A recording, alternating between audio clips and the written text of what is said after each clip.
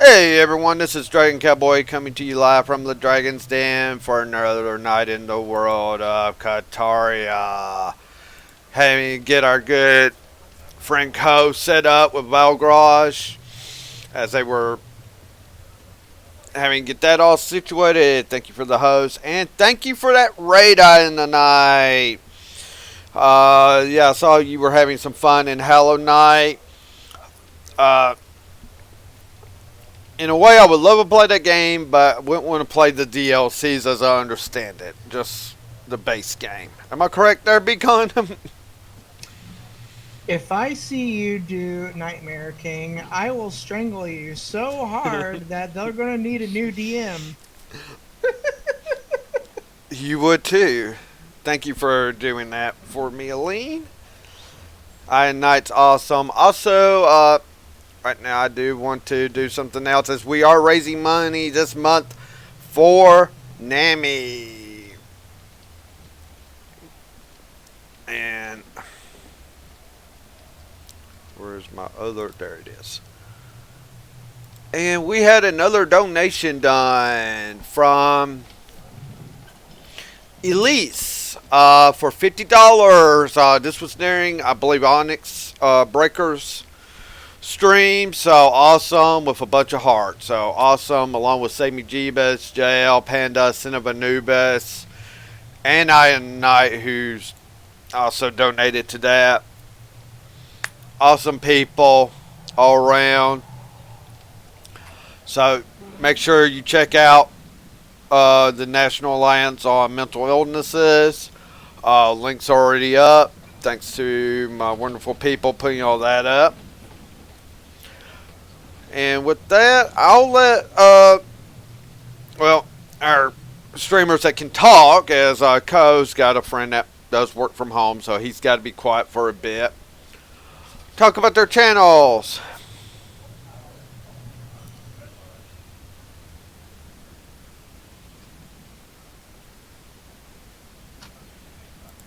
Go ahead and start us off, Aline. Hi, I'm Aline Retien here and on Twitch, Granther Aline on YouTube. I play a variety of games. Wednesday, I'll either be playing Control or Primal. I haven't decided on actually which one. Thursday will be the other. Um, Due to uh, a lot of things, I'm hoping that we have a fun day for D&D because I've been having a stressful day. But until I stream again, you have all these other amazing people you can watch. Go ahead, Fuzzy. Alrighty then. Hello, I am Penberg67. Um, I play a wide variety of games from adventure games to shooters to roguelikes to card games. My featured, the one that everybody knows me for, would be Tetris Effect.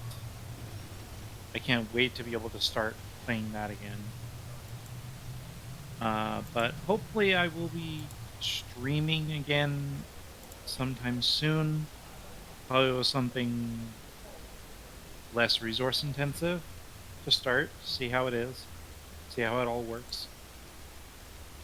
And here's for hoping for the best. Uh, Meanwhile, you have all the other awesome streamers in here to watch, including Beacon37 over here. Go ahead, hon. Thank you, Elise, for the $50 donation to the National Alliance on Mental Illness. And I'm going to put in that we've raised $266 in 66 cents. Whew. $266.66. I've been tongue tied a lot today. Oh well. So I beat Elite Mode Gunfire Reborn today. Still can't believe I did it my first try. And then everything else, I mean, I played the cat. It just, it's night and day with the dog versus the cat character. Because the dog is like Borderlands 2 Gunzerker. the cat is basically like a version of the siren from Borderlands 2. So it's like, I guess I'm a gunzerker. Oh well, so I won't be playing that game anymore unless you guys want me to help you. If you do, I'll help you. I actually got it some perks and stuff. I was tempted about getting this one perk. It actually lets me res you guys no matter what, and then I can have 1 HP while I'm resing you. So that's kind of interesting. So we'll see what happens. On Friday, 11 a.m. to 4 p.m. Central Time, we'll be doing Fall Guys. Woo! Streamer hype game. So hopefully I can get a crown. If I can't, oh well. It's a fun game. I kind of like doing the battle pass, so I'll probably be playing that game until I beat the battle pass. I did get to play with Diffuse Moose, a partner streamer, and some other people on Fall Guys. I didn't level up though, but it's kind of fun. I'm able to be able to play with other people. So if you'd like to play with me, I'll be glad to play with you. Play. Do not get Shattered, Tale of the Forgotten King. I almost forgot the title. I don't think I ever will. I'd rather play Hollow Knight than that game. People should know how much I despise that game's DLC. Alrighty, so I downloaded Phantasy Star, so back to the good news hype. So it'll be interesting to see how I deal with this MMO. Hopefully I like it and stuff. I'll be starting to play that off stream. If I can't stream Guild Wars well, there's no way I'm going to be able to stream this. So if you want to play with me on Phantasy Star off stream, you're more than welcome to. Monday, I don't know. I mean, I still got Neo. I could try Nier Automata again. I mean, I could do the Search 2 some more. We did beat it, of course, yesterday, Delver, so we'll see what happens. I don't know. I just have to watch it. Otherwise, my computer literally beeps at me. You have low memory. You have low memory. And it does it over and over again. Windows 10, I totally love you. Anyways, that's my schedule for Tuesday and Friday and Monday, besides being in this campaign. Friday's campaign being a nice old Bard Witcher for Saturday, and then Monday. I put it in quotation marks because it's basically a hobby. It's not the actual class Bard, which is way different. So yeah. But yeah. Co able to do anything? I don't know. I mean, I've been talking, so something could have happened. So I'm checking. I don't know if Cole can. If he can't, I'm sure he can let us know real quick. Okay, he's typing in a chat that I don't have to pull up Discord to watch and see. So if he can't talk, yeah, also check out Elusive Adams, because I don't think he can talk. So as he has done different. Alright, no problem. So yeah, definitely check out Elusive Adams. As thank you for that, Sin. He has done horror games, and he's done some fun games too, and some RPGesque type games like Pillars of Eternity and such. So definitely check him out. Great guy. Always fun to watch. So with that, that's most of the announcements, as we are over halfway towards our goal for the month, so that's a good sign. We'll see if we can make it or not. With all this, I think it's time. And yeah, as Bacon was talking about, I might as well talk about it. This upcoming Saturday, which it'll start Friday night, going to Saturday at midnight, going till midnight of Saturday night into Sunday. 24 hours stream with the stream team of ours. A lot of different ones will be streaming at different times. I, of course, will be bringing up the rear of it on the last section, streaming from 4:30 Central Time to midnight, more than likely, with the Witcher campaign installment for NAMI. So definitely come check it out. It will be quite interesting. And of course, I will state right now there is a little bit of a trigger warning, as always with my Witchers, for sure, as I tried to touch on something that might deal with the charity of the month. With that, I need to get something up. One thing I forget every time, I do not know why I'm doing, I keep forgetting this.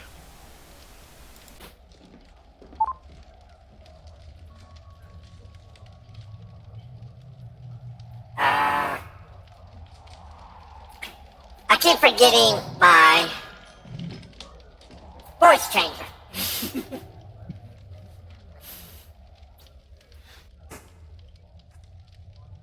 So, now into the world of Kataria.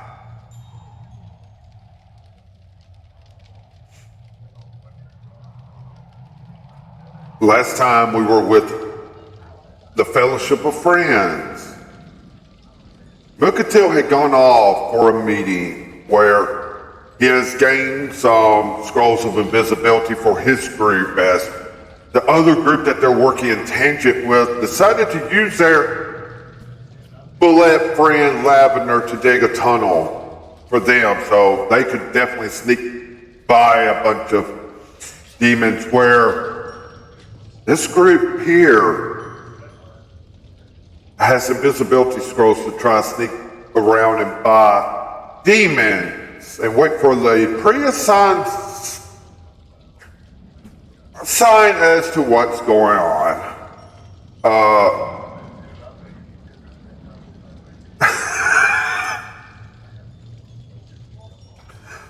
Sorry for the interruption, but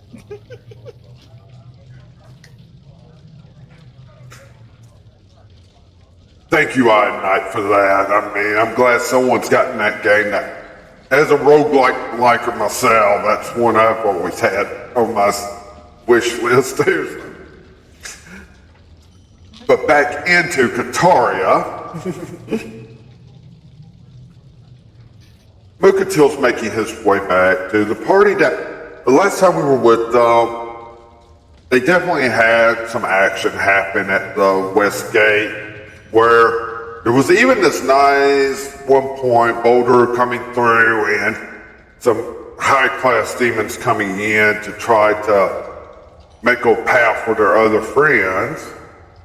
Our group starts fighting them with some spells and such, and lo and behold, all of a sudden, they just get wiped off by the strange spell that was of fire and ice put together. And as you turn and look there, it was Quintek, just getting back from wherever he was, as they were not fully sure where he was at. Some talking went on. Mukatil went to this meeting while the others did some talks and RPs. That even while Mukatil was gone, Nevmir did a pretty good imitation of what Kaizen's voice would be out loud for everyone there. So, which kind of even shocked Kaizen a bit, so that had gone on. So, as we come back to this, Mukatil, you have your championship belt, as you did get as well, probably put around your waist. And you're carrying some a kind of like scroll bag with some scrolls of invisibility, and there was another scroll in there that was to help make you even stealthier for a group that is not the best in stealth, except for maybe the Kinku co-ops.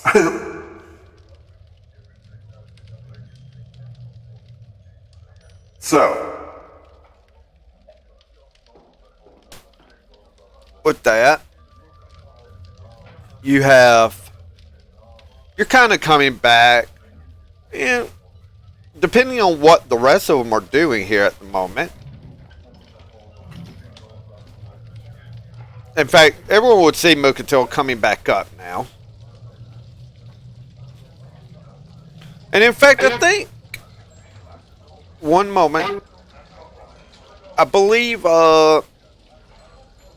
Quintek was going with you a little bit, Mukatil, to talk to Yeah. Jamon. Yes, that's what I thought. So, next to him is, of course, the white-haired gentleman known as Quintek as well. So go ahead, Kaizen. I believe you were going to say something. Yeah, Kaizen would probably just be staring at Nevmir and a shocked expression on her face, like he's able to talk in my voice by learning it through telepathy. Yeah, that's the way it was. So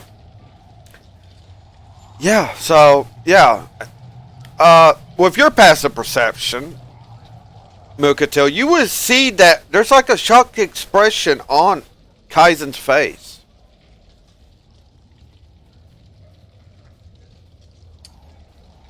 So I become Katario World Champion, and now everyone's shocked, but I'm pretty sure it's not because of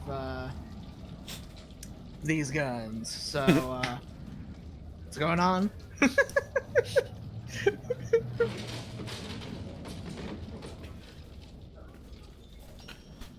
Quintek's even coming up, kind of like tilts his head.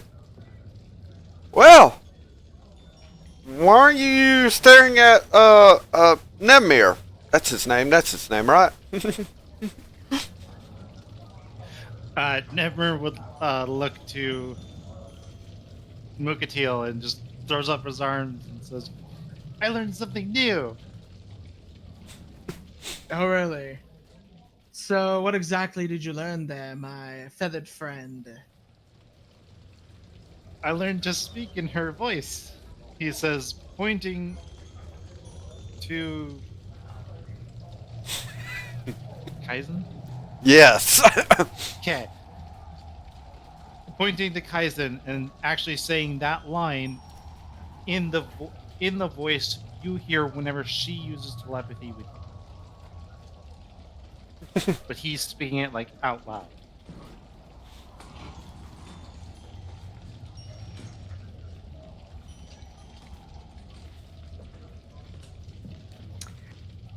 So I basically just be like,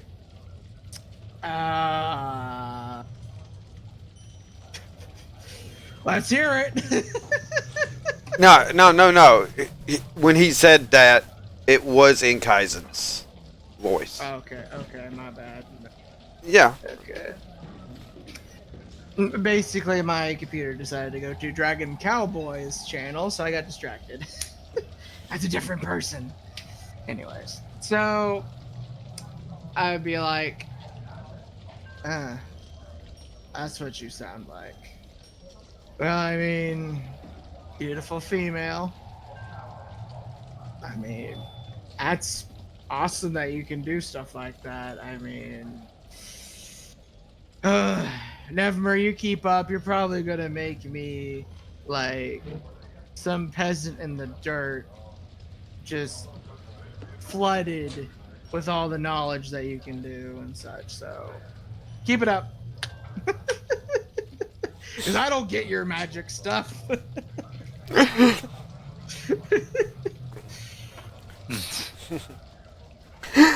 Quintek just smiles. Well, that's awesome. Jamon, You're gonna be with me and good old Atreya Black for our Yule fun that we're gonna be doing. You just see Jermon's look gets kinda... What do you mean by that? Oh, we're gonna be destroying a bunch of demons while our friends here take care of getting that portal out there closed. Of course, Jermon's really like... Jermon's not stupid by any means. I mean, he's a shrewd one. Jermon's like... So I'm helping you and Atreya Black. And this is where you almost hear like a slight... Like, he definitely knows who Atreya is.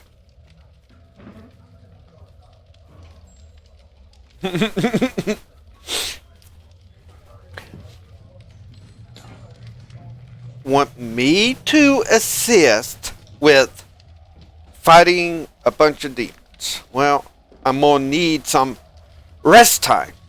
And he's like, yeah, it's gonna be tonight. It's gonna be tonight when we do it. We're gonna start off some major fireworks. Atreya and I are already looking forward to the party. I definitely gonna need to get some rest. If you want, you can come back with me,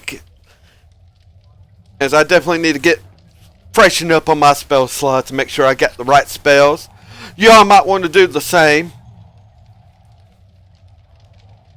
Jermon's still like, very well. Gets up and starts following Quintet. Okay, so good luck tonight.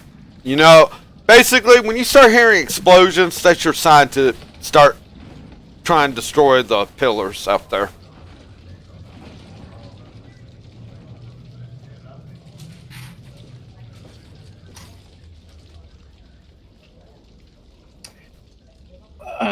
So I'll just be like, yep, that sounds good.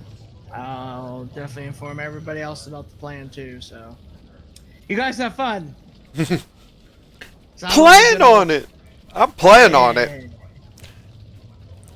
Big grin on his face as he's turned and walks off with Jermon kind of following, like, wondering about why this guy's so happy-go-lucky like this.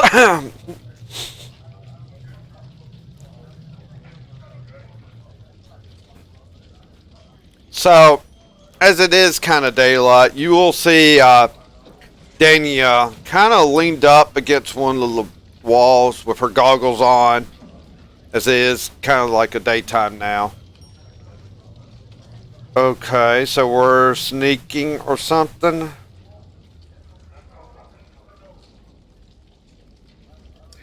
Yes, we're going to sneak to. I'd be specific about it, blah, blah, blah. It's been a week. Give me some slack. So, yeah. And I'd be like, we definitely need to have these scrolls. They're going to help us a lot. Because obviously, points at my armor, points at Kaizen's. We're definitely not going there without, you know, some sort of ICU protection.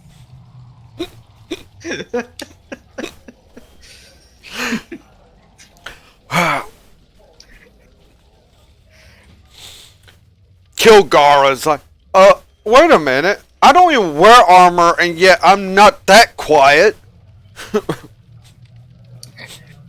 That's because you're just a beast that just kills everything. You're just like, I'm gonna get y'all, brother.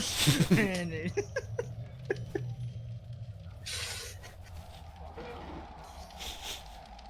you can't stop the. I was about to say Khajiit. You can't stop the Tabaxi.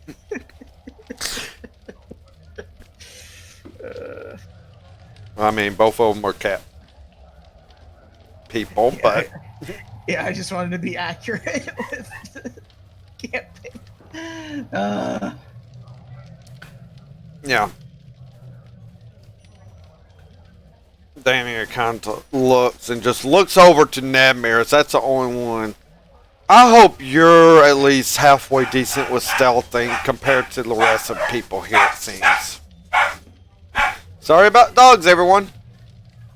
He kind of scratches his head a bit and then shakes a hand, like, kinda?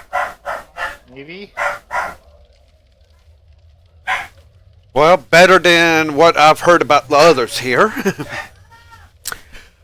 Sounds like we need definitely get rested up for tonight, because it sounds like this is an overnight job, huh? Or during the night. Yeah, during the night anyway. So, might as well get some rest and sleep. You spell casting types might want to make sure you have the right spells for tonight, because she just kind of looks at the wall. With how many demons are out there, we better be on point with everything. As she turns and just goes to like her bed and starts kind of like resting. What other RP between y'all? I know Valgrosh. If Valgrosh is saying anything, just type it in one of the chats and I will voice it for you as best as I can.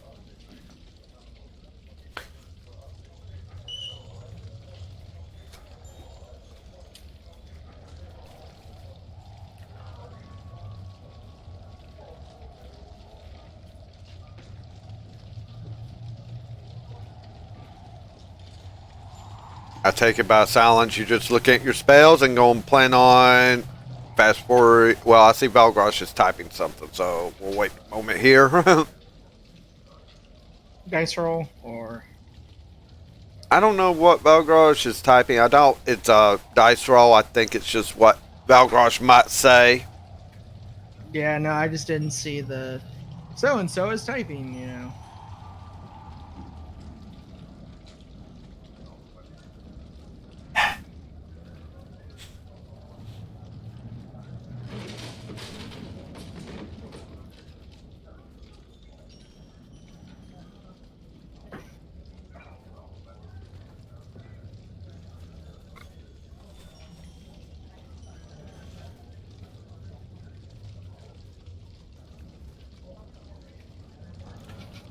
Valgrosh is going to rest up and make sure she has the proper spells. Magic Circle is not likely to be a lot of help in a fight.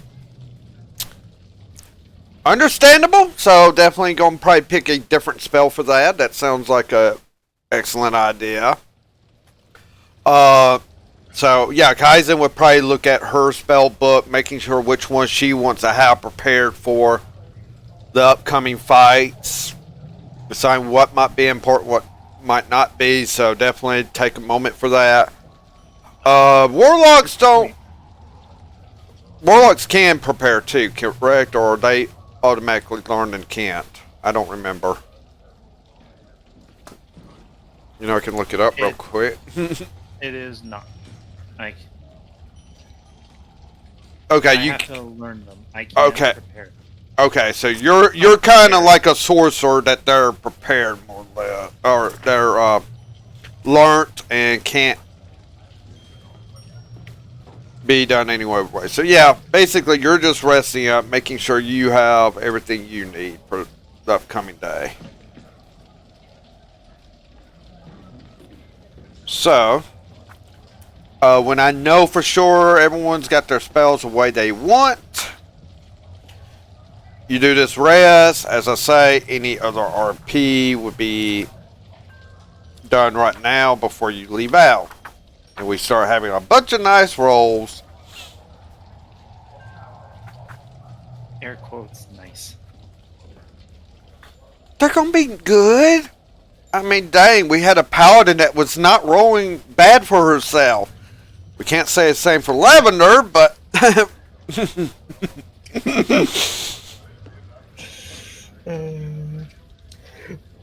So I'll just be like, well, that's the plan. I'll be near Nevmir and Kilgara. I look at you guys and I'm just like, so what else did I miss? I mean, I don't think we were all staring at Nevmir the cleric all day, so I hope you weren't. That is. Kilgar is like, not much else. I mean, dang. I go up on the wall hoping some of the demons might crawl up there, but they're all too good with their bows. No fun. So maybe we can get some fun in tonight.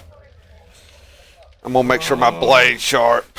And he's like got his sword, pulls out like a sharpening stone and starts just like, you know that sound of just a stone going over the edge of a blade, sharpening it. You want me to buy a sharpened stone, or do you want to say that I have one? You have one. You have one. That is like, those are like, they're like coppers to get. So it's like you would have one or two on you to sharpen your blades. That's like a care item for your weapons. If you Alright. care for your weapons at all, which I'm sure you would. Yeah, I just never repeated, so this would definitely be a good night to do that. So I'll be like, I should probably do that. I like having you around. So I pat him on the back and go sharpen my weapon. So, preparing, making sure you're all healed up. If anything else, so finally nighttime comes, or close to nighttime, about an hour maybe before full night would be. It's like sun definitely setting, and due to its the way the sun's setting off in the east here, it's already like dark on the side you're going, so it's already in your favor to going.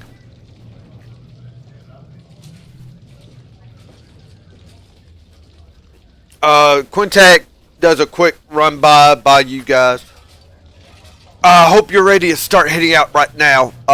This is about as good time as any for you to start moving. We're going to give you as much time as we can before we decide to just go at it, because we already know the other group's going underground. And they don't have to move like you will. Yeah, that sounds good. Or he wouldn't be tired. I think it wouldn't be too fuck the truth.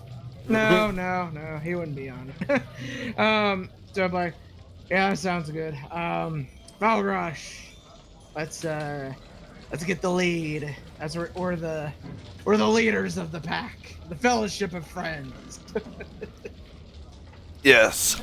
Now, my question is going to be to Valgrosh, because I may have to pull a token in for him when we go to the map. Is Valgrosh taking their horse with them?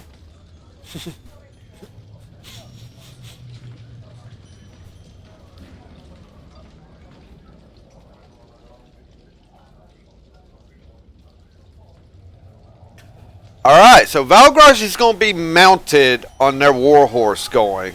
Everyone else, I take, is going to kind of move on foot.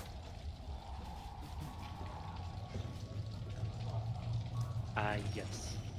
Okay. Kylie would definitely be on foot. Alright. What time? Alright. Kilgar would be on foot. Kilgar doesn't even have a mount, so yeah.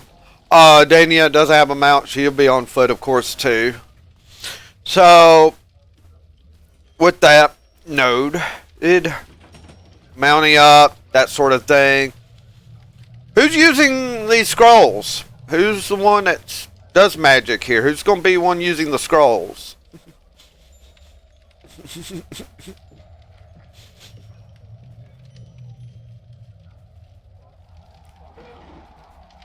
Magic eludes me. Yeah, magic eludes Mukatil. So, like, Mukatil's holding up scrolls. Who's using these? Nah, probably Kilgar's picked it up, as Mukatil's not sure. And it's like, someone that knows more, please use these. Nevmer will hold up his hand. Kilgar puts it right in your, almost right in your chest. So, bag of scrolls.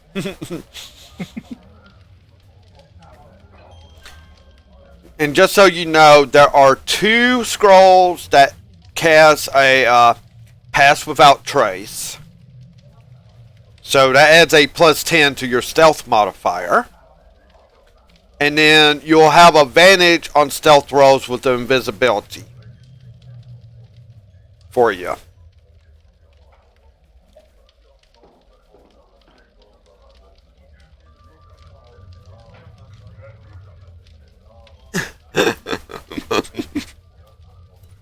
No dangling the scroll satchel from Navmir's Peak.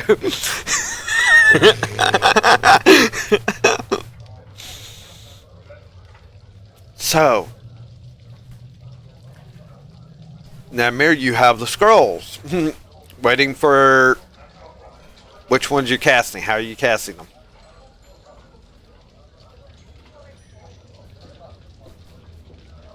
So were we told when we should use the Scroll of Pass Without Trace?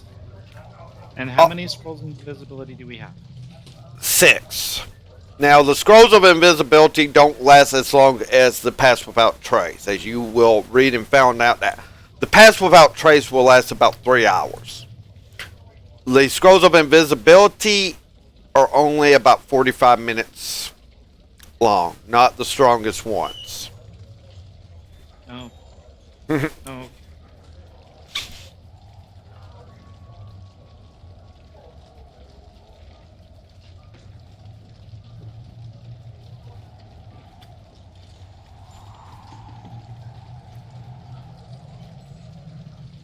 And 2 Pass Without Trace. Okay. So well, since we have 2 scrolls of that, Nemr will use 1 scroll of Pass Without Trace. Alright, so everyone in the group now has +10 to their stealth rolls.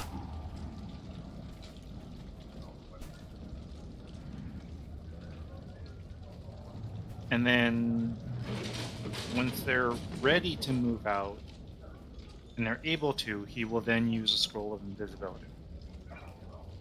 I think everyone's ready to move out, so Sorry, how long did you say the invisibility lasts for? about 45 minutes. Okay. Due to how you enchant stuff, that sort of thing, these were not very well done scrolls. But they're about the only ones left in the city right now. Okay. Just need to write it down. Yeah. They'll last about 45 minutes. Normally the spell, just a normal spell of that, would last 1 hour. But these got weakened a bit. They fully... Pass Without Trace. Or 3 hour ones. Yeah, they'll last 3 hours. 1, which is more than enough, should be, but you got handed 2 just in case you have to refresh it. Probably on the way back. If on the way back, you never know. True. So, you all move out. Basically, there's like one of the wizards by the gate, knowing that this was the case, had already prepared a teleport spell for you just to teleport right to the outside of the wall. That kind of teleport is a guaranteed to hit, per se. So, yeah, you get put right on the outside of the wall. Seems like the demons are trying to do tactics, but at this point, you're able to move around a little bit to start heading towards where you need to. With Mukatil and Valgraj kind of in the lead. So, Alright. first roll from everyone. You need to do a stealth roll for me. With advantage, as you are invisible. If you happen to have disadvantage, it becomes a straight roll for you at least. And you have an extra +10 with your normal stealth bonus on top of that.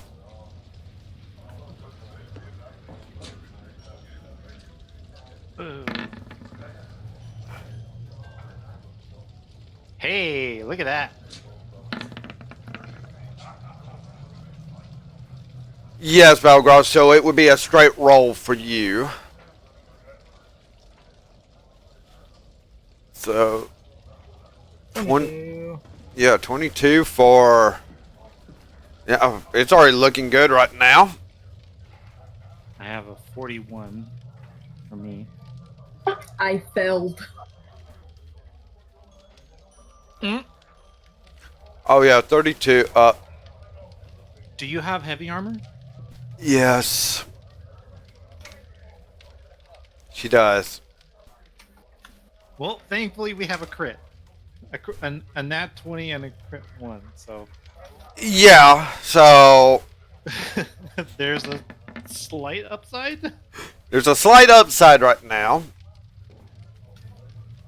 23 for, well, no, that's actually a 13 because that's plus 10 has to be for the. Yeah, so 13 for Valgrosh.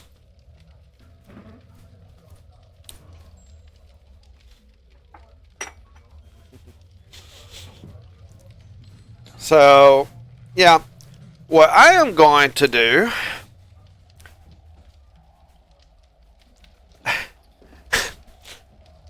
Well, this is an overall stealth, so I will actually roll the dice on here. I'm not going to tell you their exact modifiers, as that is a little bit of a secret, but I'll. So that first one's 11. This is for Dania first. 12. Okay, so that's automatically a 22 plus her modifier. Let's just say definitely helping the group here. So a 7. 19 for Kilgara.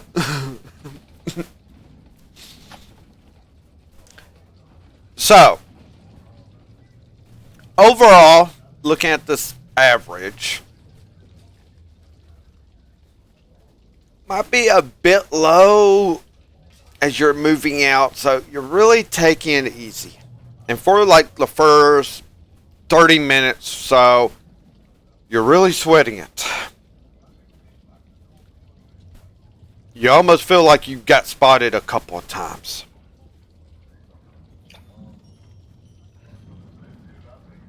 But it seems like maybe you did it.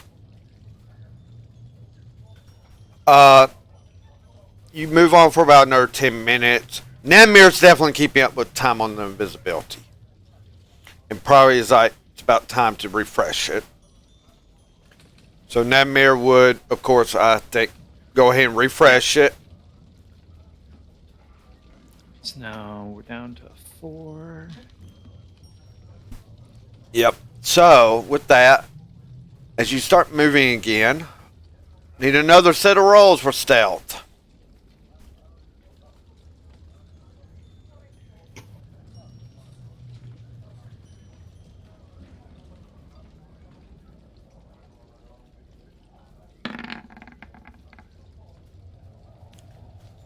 $15. That's better, Aline.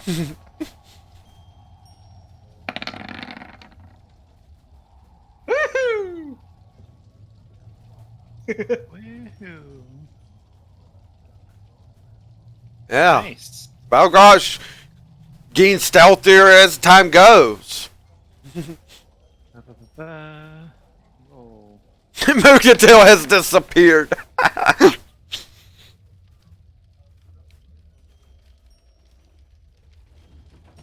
And Nebmir still almost has disappeared.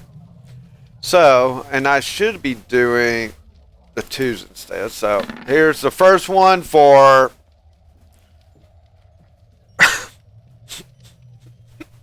13. plus her bonus. Luckily, that was Dania first. So, yeah, at least she has some extra bonuses. Maybe griping about something. You know how she is. And as for 18, Kilgar's about the same on stealth right now.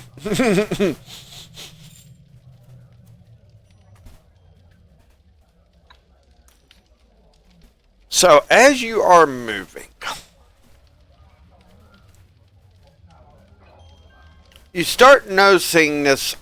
You know how a light is, but you start noticing, like, in the distance, like, your landmarks, and for Mukatil knows you should be getting close to one of the pillars now. And as such, dun dun dun dun.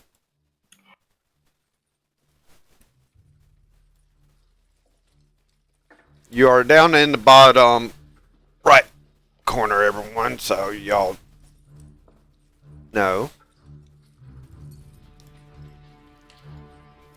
Getting this all adjusted for everyone, so I did not have you exactly in the order that you would be in. I do need to do a couple of things here. Valgrosh is up here.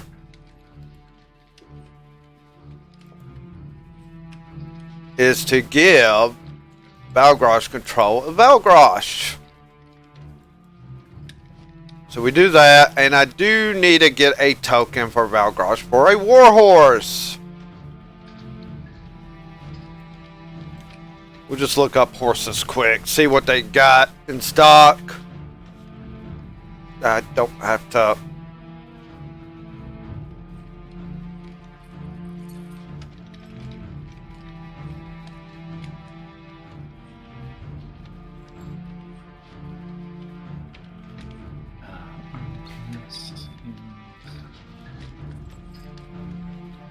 Any sort of color for the horse, Valgrosh?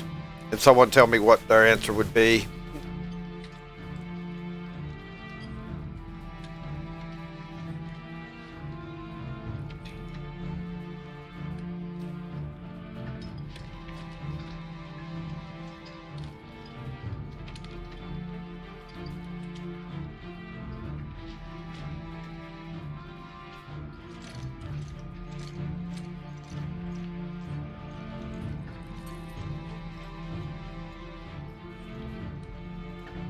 Sorry, what needs to be looked up?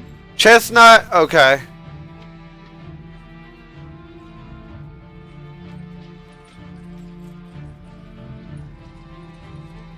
Not a bay or chestnut.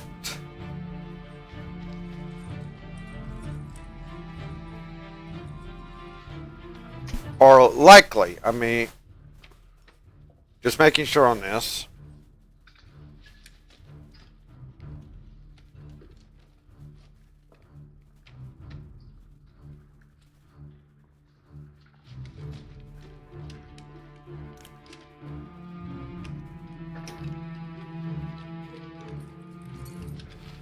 A bay or chestnut. Okay, that definitely works. Let me see what I can do here. You know, if I find one that's almost all armored, I might just go with that. You know what? I did find one that's armored, so we're going to go with that one.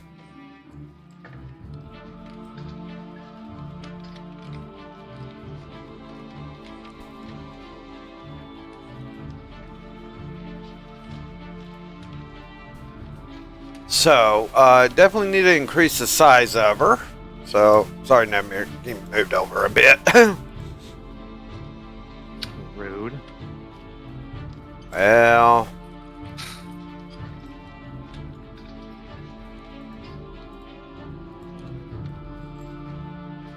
So I say I have to, and also give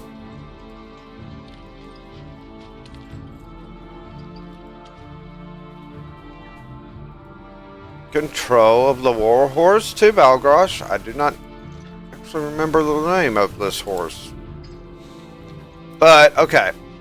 So, one thing is that's very handy here for Valgrosh to know. We'll just put it like that. You can move your whole icon by doing like a click select of them and move them both at the same time, Valgrosh.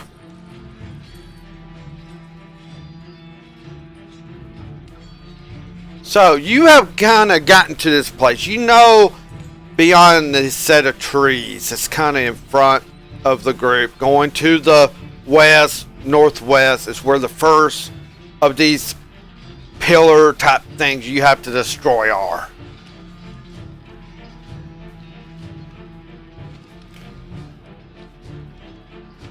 waiting for the sign to come, and yet all of a sudden this sign does come. Well, taunting from Atreya Black. If you did not catch that on a Monday night, Atreya did some very nice taunting. You need to go back and see that. But like, basically challenging demons to come at her. And you're hearing some of these explosions of magic, fireballs, fire comet balls type deal just start exploding all over the place to your kind of to your north and such, maybe back a bit, and you just start hearing these three like taunting them, and it's even sounding like they're starting to keep up with how many each of them are killing. Even a little contest happening as they're a bit closer to you than to the other group, it seems. Maybe that was done for a reason, who knows?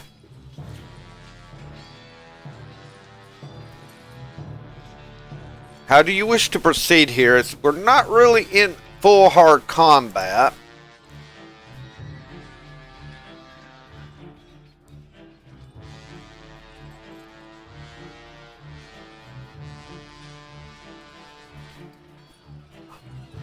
Well, I know me. I want to figure out where these pylons are. So you want to stealth ahead of you more and do perception. Is that what I'm hearing? Yeah. Yeah, that sounds good. Move to where you would like to move first to do a perception. Okay, so... Oh, here it is. Yay, roll stupid. Okay, hold on. Full screen. There we are. Whew, that's me. Yeah, I got you just entering the map. I mean, Hell yeah, Dudolo. Let's see. So, let's see. Got here notification. Let's try from somewhere around here. So, perception.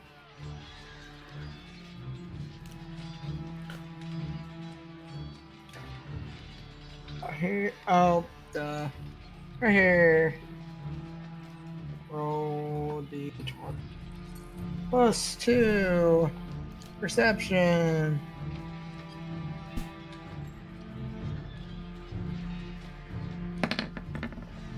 Amazing. Balgrosh, your turn.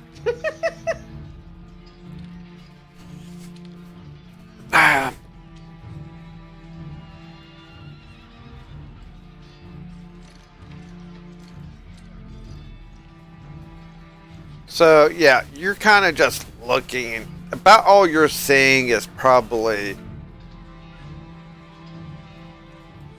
kind of clearing out some of what you might be seeing, and this is about it.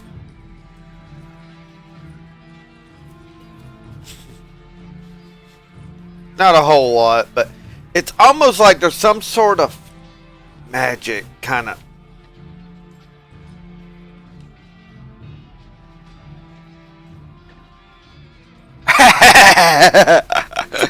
Yes, it is, Valgrosh. I get to have fog walls now.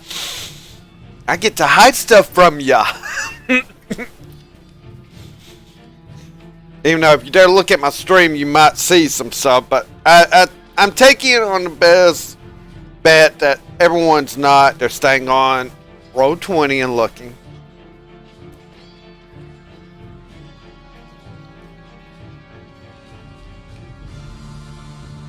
So yeah, you can move up on your horse. You should be able to do like a... You kind of like click in an empty space, drag like a square around both, and they should be both selected so you move your token and your mount at the same time.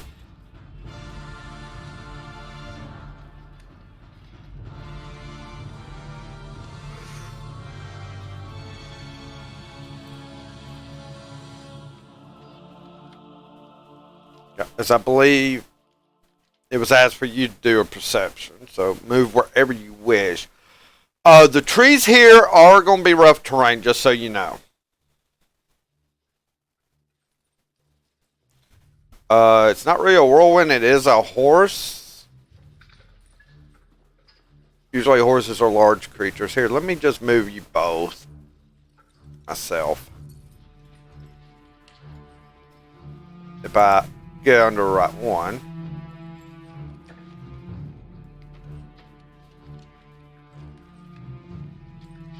There you go. About there.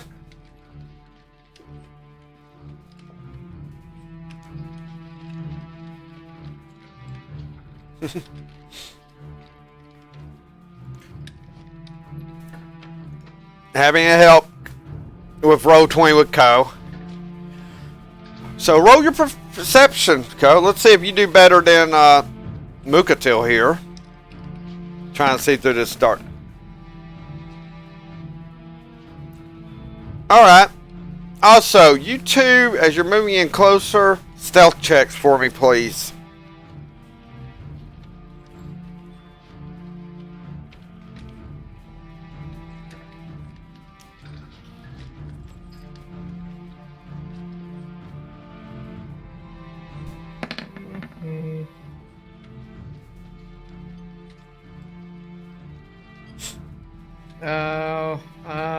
Do we have the thingies anymore or no? Yeah, you still have it in effect at the moment.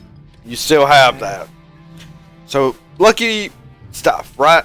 Yep, exactly. Wow, apparently it's a plus 11. Oh well. Hard for me to believe that fucking a Minotaur could be without plate mail or stealthy. Oh, it did. It didn't do the. I hate my keyboard at times. 1 second. Yeah, I didn't Dude, pick up the 0. Yep.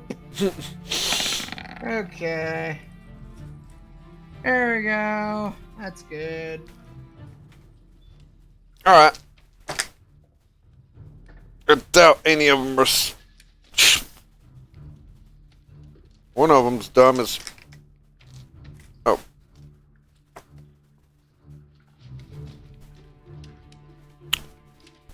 Okay. Alright, so for Valgrosh, as you move in you're a bit closer. Like that. Very well stealth, we might add. On horseback. As you're peering hard through this, it's almost like a magical darkness is being imposed here, in a way. But as you look straight on through, there should be revealing areas.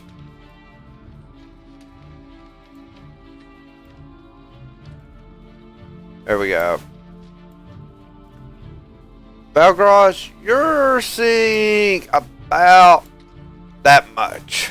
You do happen to see a pillars, and let me kind of make this easier, as this is one of the first maps I did before I got the map and Roll20 working together. Right in this area is where a pillar's at. So you're already seeing part of the pillar. It's about 10 foot tall. Almost in a 20-foot area per se, maybe a little less. But you already see a couple. Those there are not imps, just so you know. They're more like demons. Bigger demon. Yep, you're definitely seeing some demonics.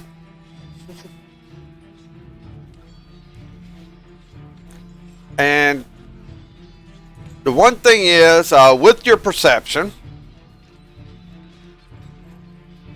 you will hear a gruff voice. Doesn't come from either one of these. Speaking infernal. Like some infernal speech like brr, brr, brr, brr. You're not sure what was said unless you speak demonic or Infernal. If you speak Infernal, I can actually translate that, but...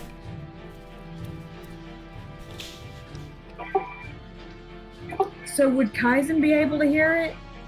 Roll a perception, see if you heard it.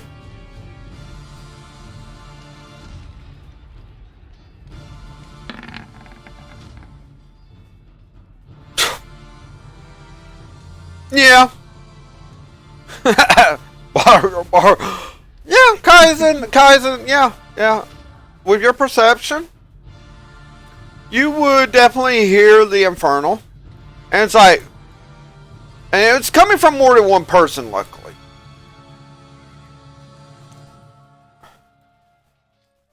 And we're going to clear out a little more here as you're also kind of peering at where you're at. And it translates as okay.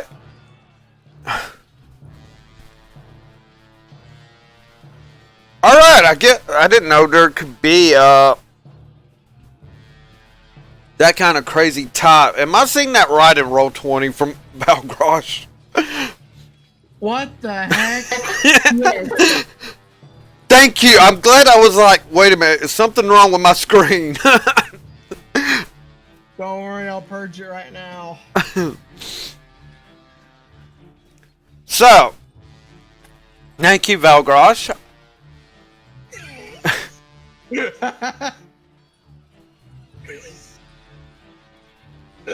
Let's move on.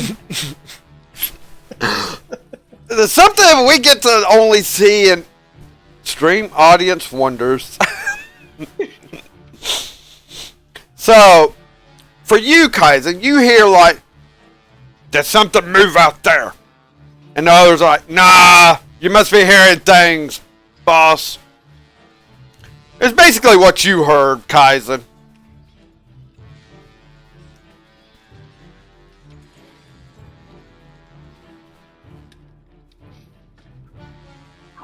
I would let the others know what was being said from the demons.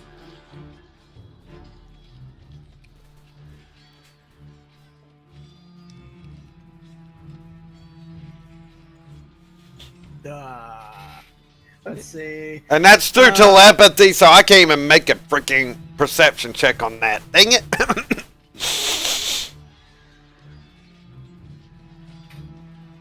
So, is it obvious yet about that pillar thingy-mabobby? Or Balgrosh might have pointed like there's a pillar over there. Might have pointed it out to you to where you could maybe start seeing it and realize that's what you're looking for. like, yeah, that's it. But what do I do with it? I mean, I break things. Maybe that's what we do. Are you sure about that? I Hit mean, it very hard. No metagaming. I know you two would know what happens, but Mookatil wouldn't know any different. It wasn't said.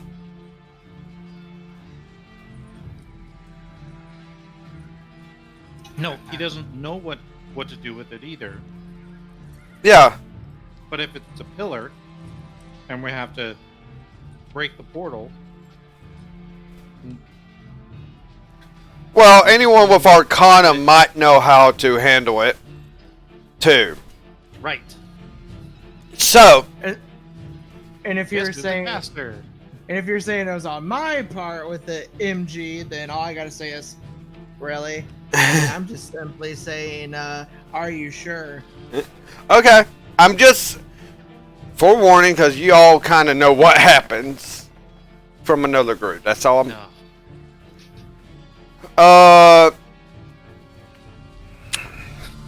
After the you whole- say that, okay.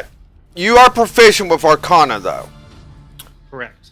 So, for you, Nevmir, as you think about it, as you kind of maybe get a look at the pillar, however you move to get a little closer look,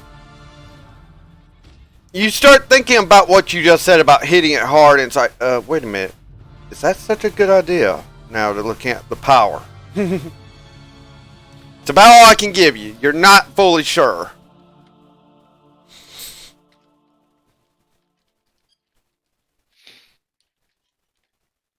He then looks to Mukotil and says, hold off on hitting it. I mean, I don't hit magical things randomly. Unless they're alive. So.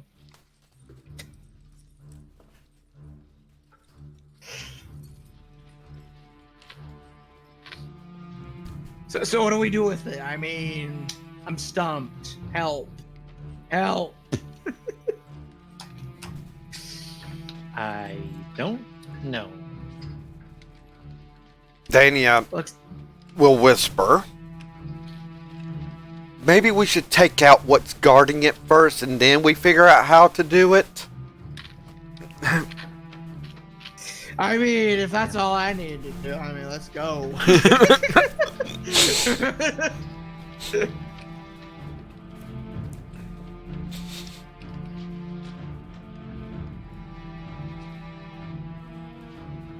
So, let's see. Can I? No, so Dania is already on move like up to here. And right now I'm just going to do it quicker here. Oh, shoot. She's moving so stealthily. They're not going to hear her or see her.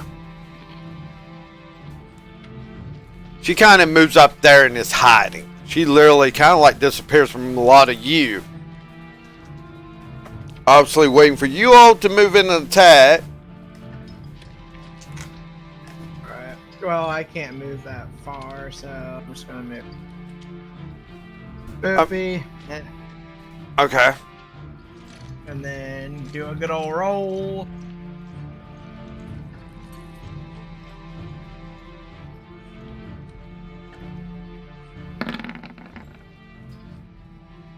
Okay. Cool. Alright. So you moved there. I had already just rolled perceptions, and trust me, they're not paying much attention. Except for maybe one. But he didn't hear that. So, are you planning on initiating combat? If you are, we'll go ahead and get the initiatives roll out of the way. And then, you will get a surprise round for each person. I mean, I'm ready to do whatever, but I was just gonna give everybody else a chance. I know what I want to do. Kilgar probably is up here with you. Depends on where Kaizen decides to go right here. And I say, depending on what Balgrosh decides where to move before making their surprise attack, roll your initiatives.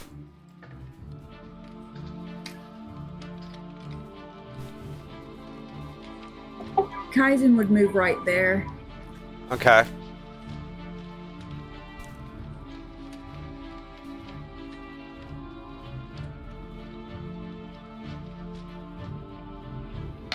Nimra's gonna move up to there.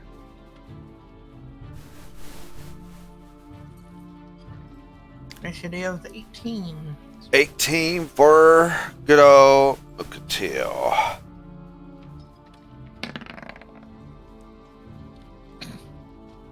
I got a 4. 4 for Nevmir. Bit of a slow start.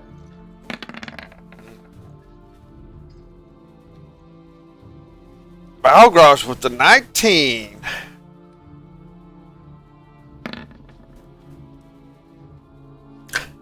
Hey, Nemir, you're not the slowest.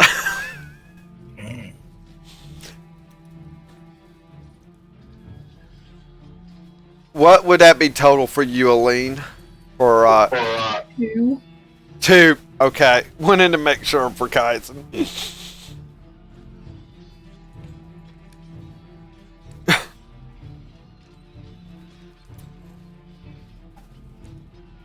So, I'm doing that.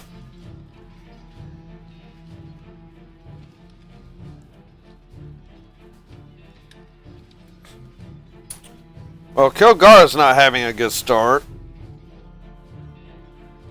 Let's just say Kilgara can go before Nemir, but not much.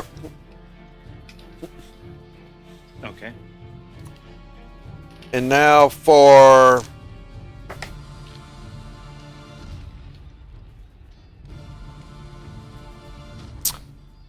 okay, Mukatil, your choice. Do you want to? No, technically it's Valgrosh. Sorry. So Valgrosh, do you want to go before or after Dania?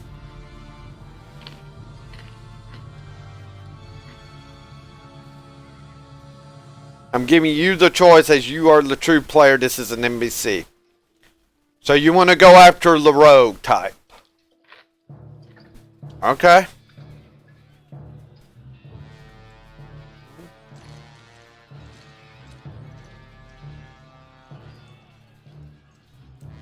Fine by me. As that was a tie, even though technically she would be. It is an NBC, that's why I give it a different.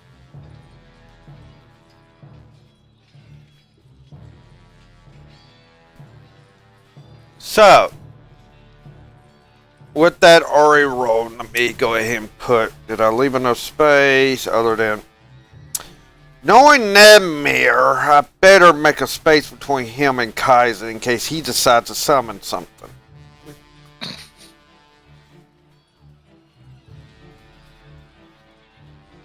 And if Kaizen summons anything like a spiritual weapon, it'll be right under her, so. She's last, so now for the initiatives.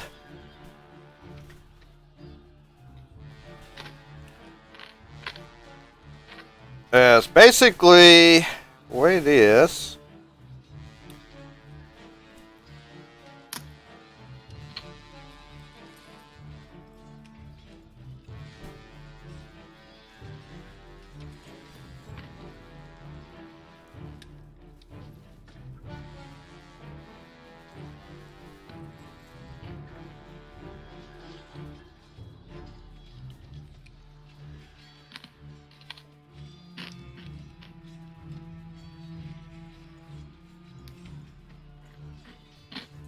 All right. You all get a surprise round as to what you see right now.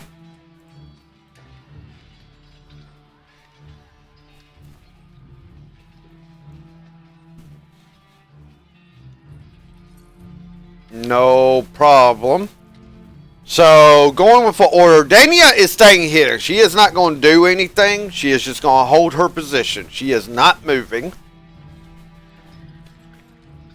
Valgrosh. It is up.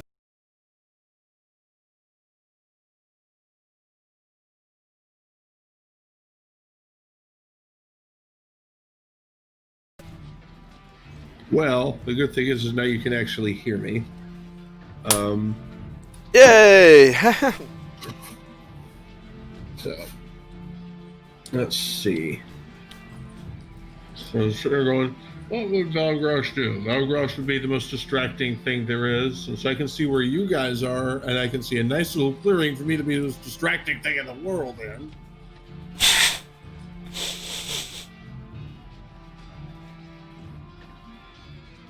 So Valgrosh is going to charge right out and start it up. Yeah. Let's see, these are what I'm on a horse, so I can probably reach where I'm trying to go. Probably so. Also, I don't know if you know, but just so you know, you can even do measurements. Oh, sweet. I forgot Roll20. It's been a while since I've used Roll20. So. Yeah, just letting you know. Okay. But what I am going to do, since all you guys are hidden in those nice shiny trees, is I'm going to get my ass over here and start banging on my shield. You know, I'm gonna add insult to injury and issue a challenge in fucking Celestial, since I can do that. All right, for How you, distracting can you be? for you now, as you're up there, you get to see more of a map, and you're going to get to see a little more. But you're going to be able to see enough to see. See a big guy.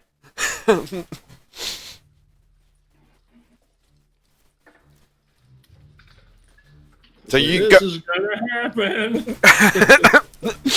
Yeah, so you go out there, banging your shield. In Celestial, just out of curiosity, what are the words being said? Because some of these Infernals might actually speak Celestial.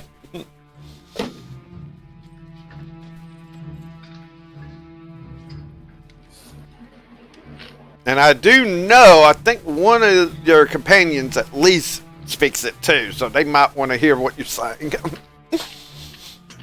Let me take a moment. Okay.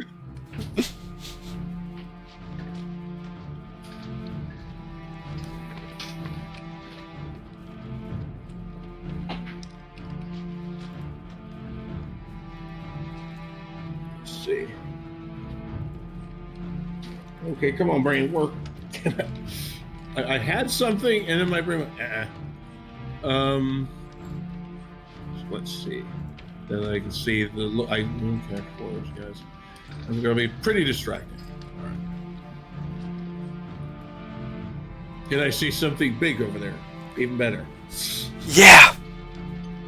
And you see there's actually more than just those two at first.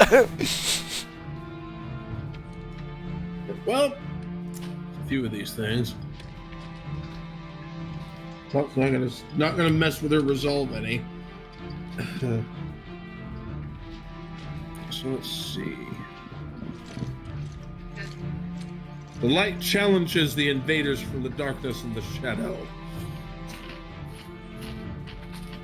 That seems a pretty. That's about where I was going to go with that. I was going to be a touch more insulting, but that is not like Valraj.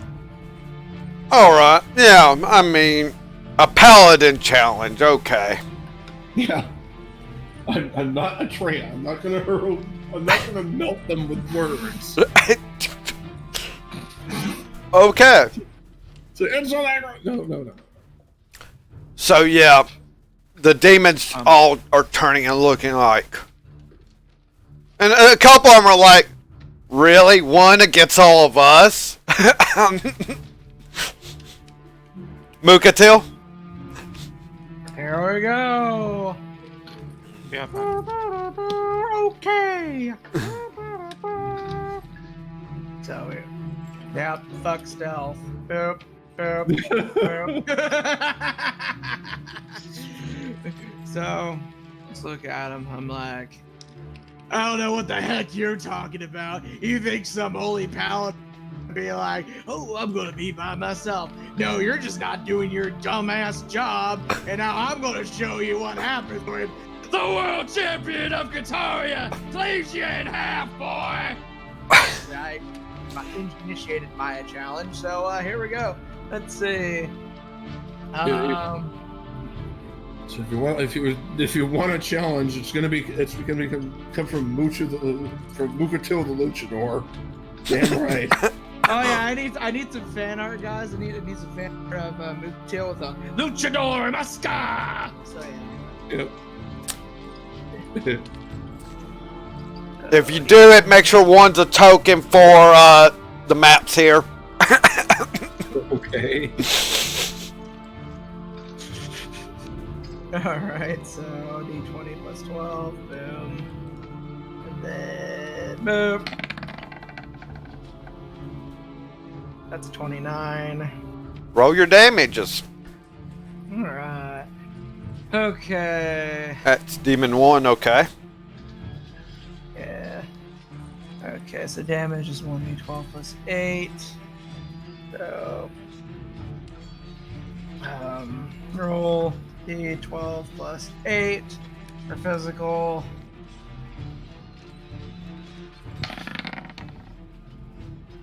Alright, 16. That's pretty solid. Solid hit, yes. Then here comes the radiant.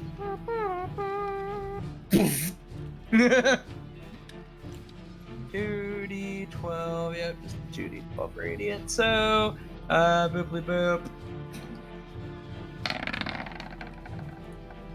That's a 19.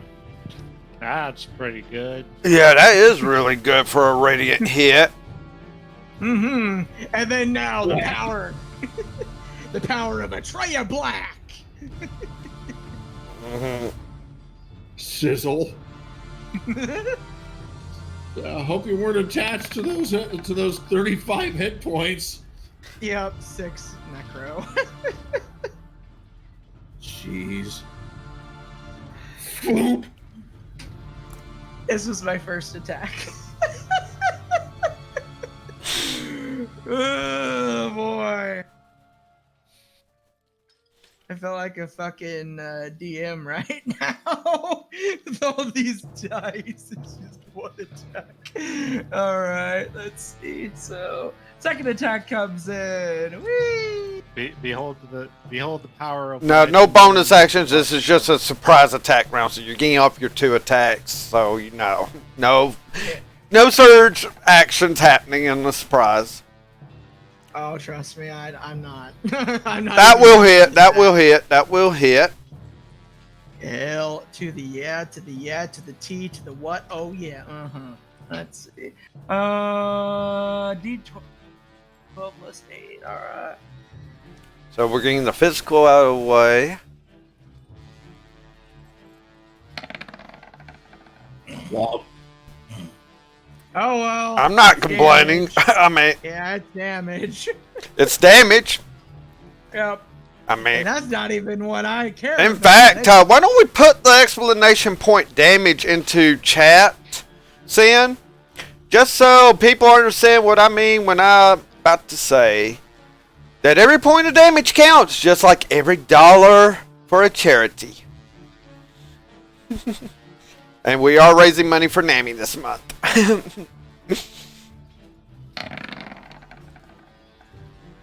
Alright, so that's 10 radiant. Okay.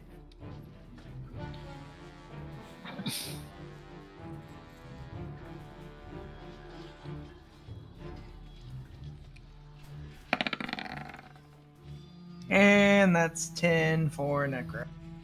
Okay. Yeah, in turn, boyo. Yeah, well, surprise round.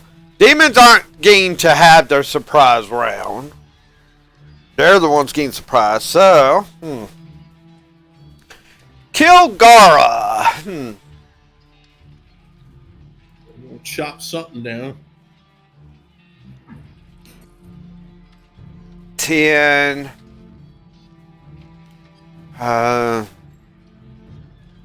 Yeah, he's just gonna go here, help you with this one. God, if I rage, he's not gonna be able to attack this round. If he just attacks without rage, it's not gonna be as good. You know what? I gotta check something here. I want to see if I can pull this off for you guys. Sin redeemed a +2 token from Mukatil. Mukatil gets a +2 token. Well, thank you. I will write that down here in just a second as I was looking something up for good old.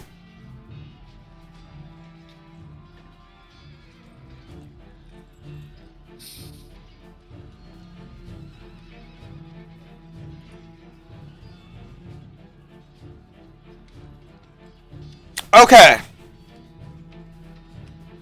I've been kind of doing this wrong because it wasn't written up right where I got it from. Kilgara's going into a rage, but not just any normal rage. A frenzy rage. So next round, he's getting 3 attacks per turn. Well, Now to Mr. Sin. Thank you! Yeah! Alright, so +2 for that. Kilgara's.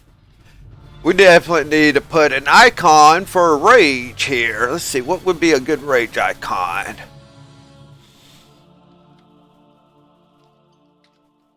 and now I have to imagine Mukatil dabbing between attacks. Yes. Infidab.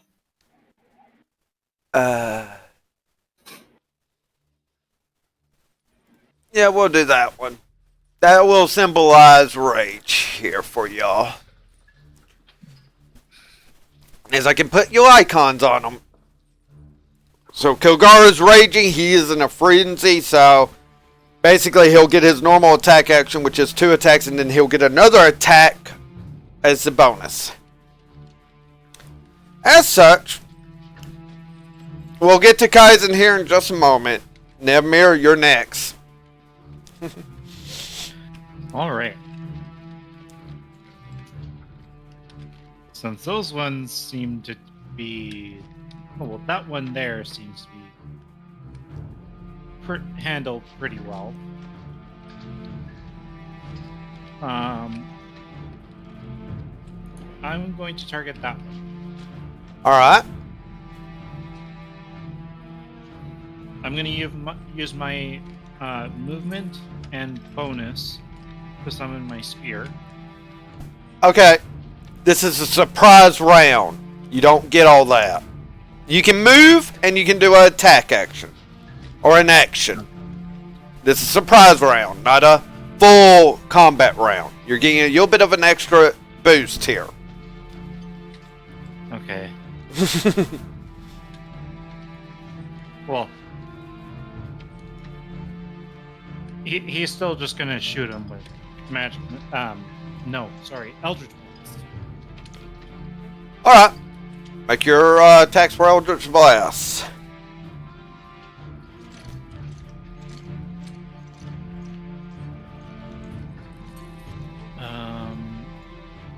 So that is plus 8 to hit.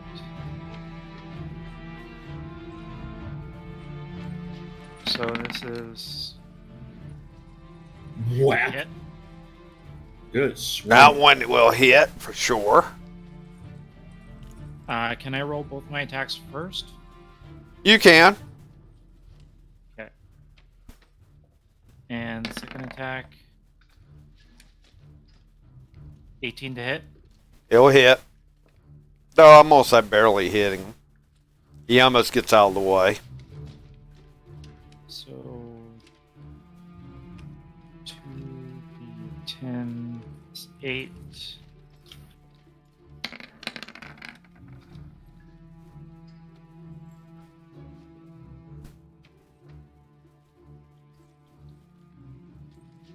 So That's not it for me.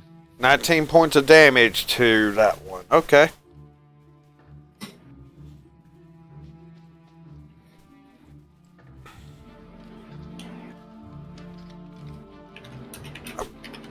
Kaizen.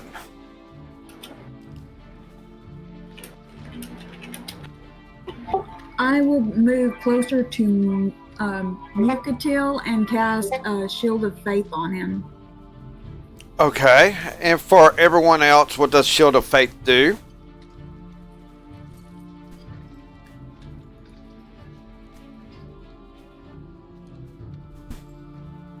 Shield of Faith is a shimmering field that appears and surrounds a creature of your choice within range, granting it a +2 bonus of AC for the duration. Alright, so Gatil's a little tougher to hit now. As such, we will be going to the top of the round. And we're going to take a break right here before we really get into hard combat. So it will be Dania up. So we'll be right back, everyone, and get on into the battle here at this first pillar.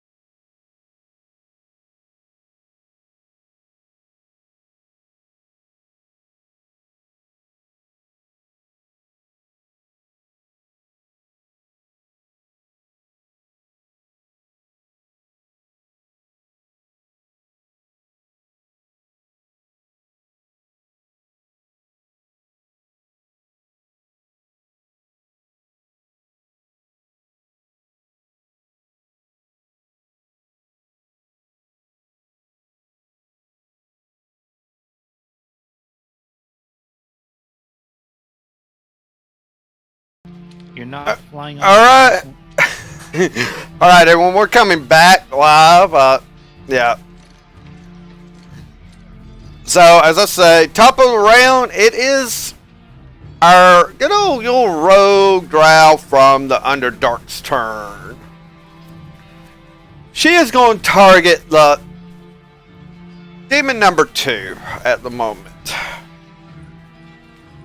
And since she is hidden, she's going to kind of come out of hiding, throwing a psychic dagger. And she is also a psionic rogue.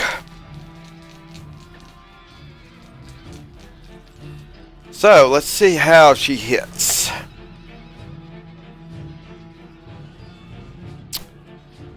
$18 or $19 on the dice rolls. Either one's going to have it hit.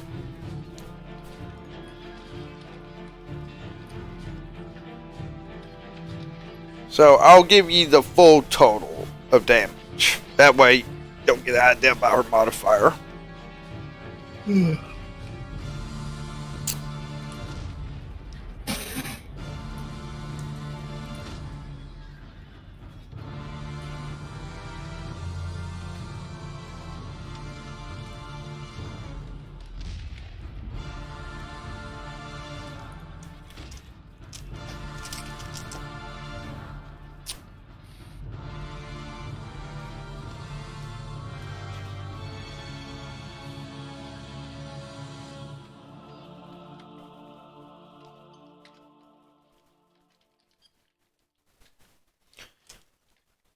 Alright, that one psychic knife did 31 points of damage. And then she's going right back into hiding.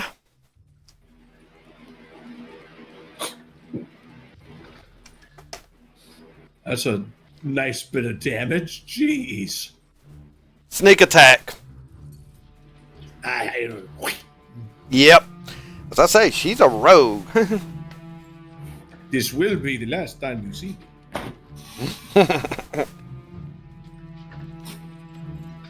So yeah, for just a split second, everyone sees her. You see this kind of like a faintly dark dagger type of energy just fly, hit this demon almost in the head perfectly. And you just see it kind of hold its head for a second, just like it's just in pure pain from this hit. Almost being knocked. Valgrosh, your turn. So I see a deep. It looks like there's a demon right there in front of me. So, being mounted and likely is not. I'm thinking she's. Oh God, I like that phrase too much. I think we're going to level the certain spear and not the ordinary one. And let's see, mounted charge on ye demon more or less directly ahead of me. Alright. Right. That there. Alright. You fools thought the light stood alone? Top of her voice is just charging up. Why are you down? Let's charge it. I don't. So, do I roll it like a normal attack, or how do I do this? Still be a rolled as normal attack. They kind of took out charge attacks and such, and Okay. yeah. So, Trust me, if I had those charge attacks, this barbarian's going to be going nuts. he's gonna be going proper nuts. Because I would be doing like charge attack here, charge attack here, charge attack. Does he be hitting hard? So it's +3. No, it's that's the same. Okay, +3. So looking at so it's weapon plus strength. Okay, so it's +6. Was it +6? Look at what your hit bonus is for your spear. It should tell you on your sheet. I see the plus on the spear. God, am I looking at the wrong place like a dummy? Yeah, I'm looking at equipment. Plus 10. Yeah, okay, that's better. Let's see how well this works.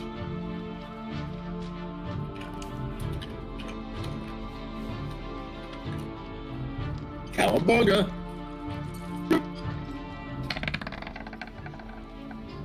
That's 23. Yeah, that's going to hit it.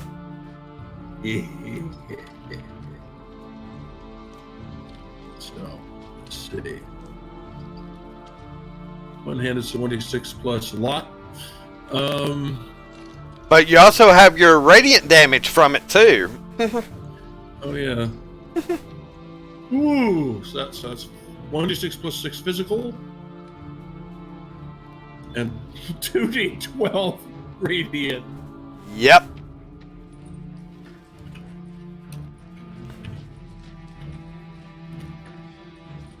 And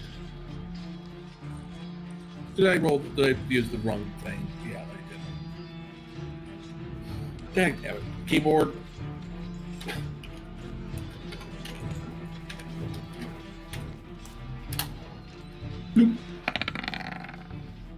That's 12.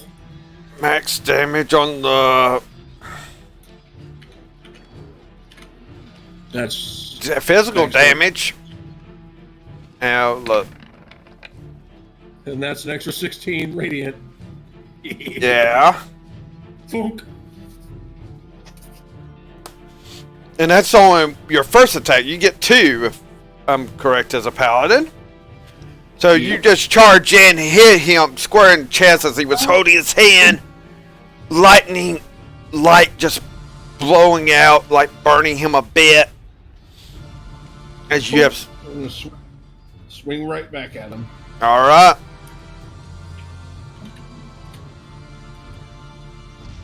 The answer is... Whoop. I think he's gonna get hit. Jeez. Yep, he's getting hit again.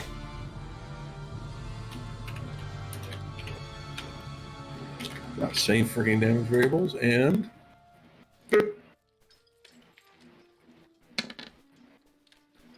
That's 9 physical. Yep. Along with 10 radiant. Yeah, so you just come in, just doing a lot of damage to him and such. Look and tail, your turn. Alright, here we go. You're still in front of me, you're gonna get slashed. No, I don't actually say that. I'm just mocking the NPC. I wouldn't want to say anything except for more of ah. Anyway, so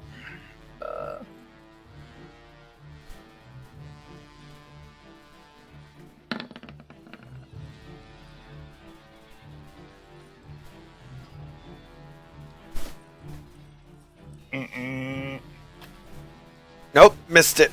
As I said, someone barely hit with an 18, so... Demon this time, prepared, just kind of moves to the side as you try to cleave down onto him. Make your second attack. who the hell said that you missed one of my attacks, boy?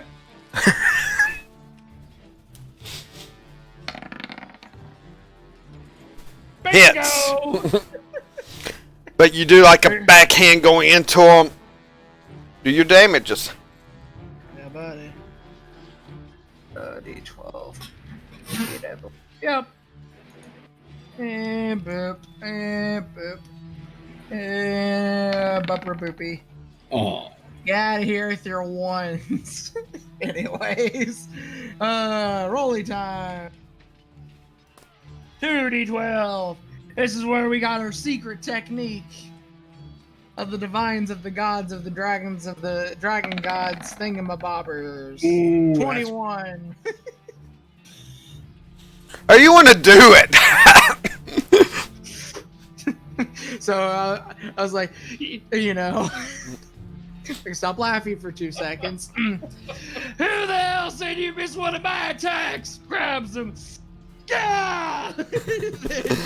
His body just flops to the ground and throw his head. After my axe just, decapitates him. Head gets yeeted off into the distance. Well, yeah, I figured the heads were going to literally fly. yep. So he's dead.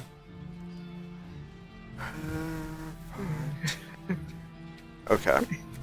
I'm having a look and see how my movement can work. Well, depending on how people move here. So that's your turn, or are you gonna move or anything? So that's that's our rogue buddy right there. I'm gonna be nice because she's a nice lady. I'm gonna go right there and then end my turn. Cause yeah, beefy. All right. Let me. Actually, I should fill all this area for you as you are moving. You'll further up. Oh, I see what's going on. That's why it's not tracking properly. Whoops. So, all right, you moved there. So, yeah. Let's see here. As it's all the demons before the others' turn. Even though one's dead, cut down. So this one, let's see, what's he able to do?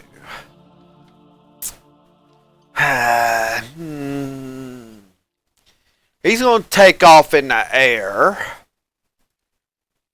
They have wings. All of them do. Flap, flap, flap, flap. Yeah. So out of character, do we hear what Atreya is yelling?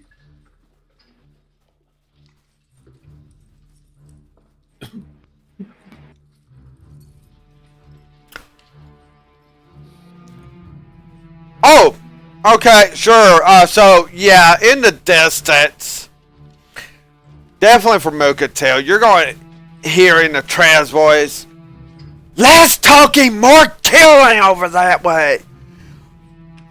Catch up, killing. Top deal. I just roar at her. So, okay. So that is, in fact, happening.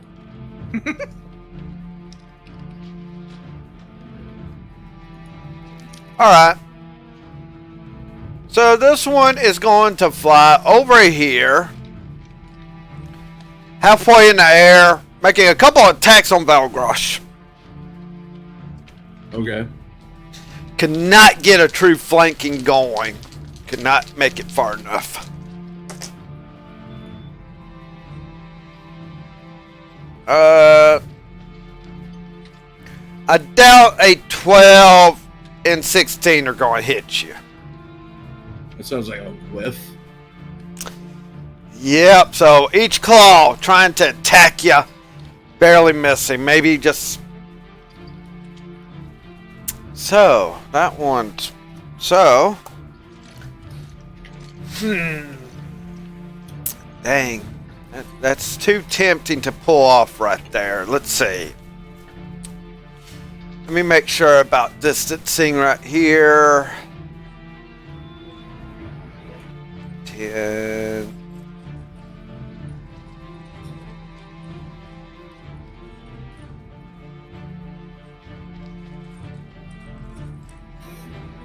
Would it do it there, or would it try...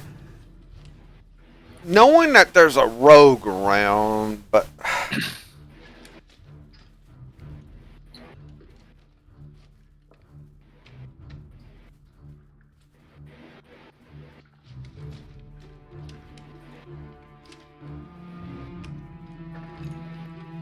That's where it's going. Okay, so...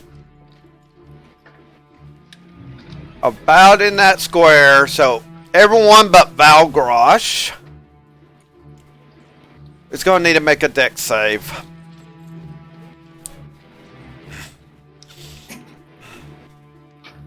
Oh, I'm good at those. Let's see. Yeah, I gotta roll them too. I mean, for Kilgara and Dania. Because even Dania's in it. Well, Kilgara's taking full damage, whether I like it or not. Oh, jeez. He would never take damage. Dania is safe. Very safe. 7, 8. I didn't get enough dice. Dang it. Some more D6s.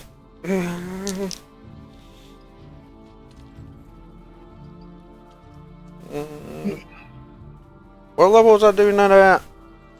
Yeah, I'll do it at this level. After I get that one less dice I needed. So, for all of you, let's see,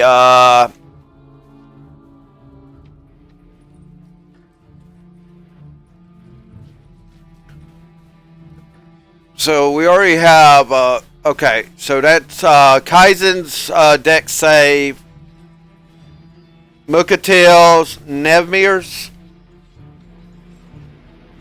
Am I correct?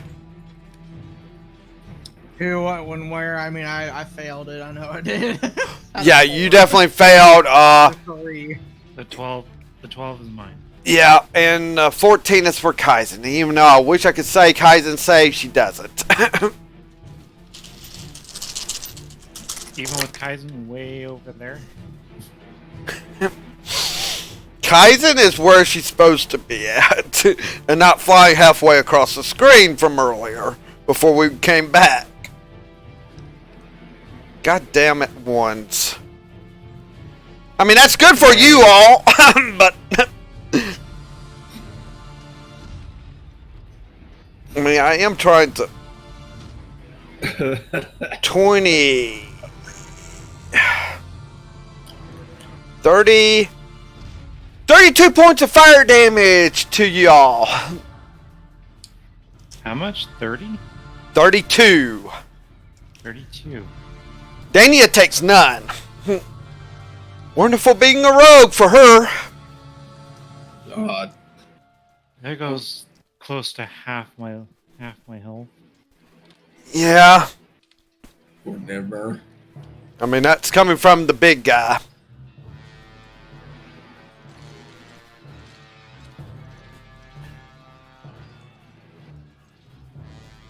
So, yeah, okay.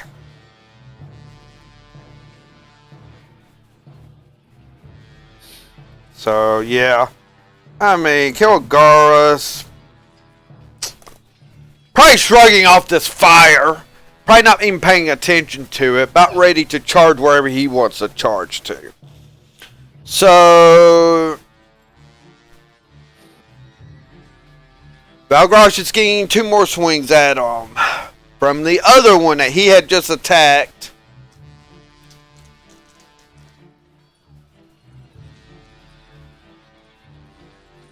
Uh, 14. Okay, does a 17 hit you? Because I know a 14 won't. The 17 is my armor class, so. Okay. Yeah, I'm saying missed. Alright. That's a loud clang, but little else. Yeah, loud clang. Probably hit your shield on that one. Yep. Demon 4, what's it going to do?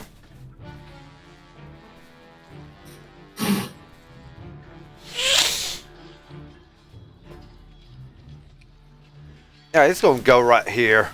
Acting like protecting the... Mokito, you're getting 2 attacks on you. Hot.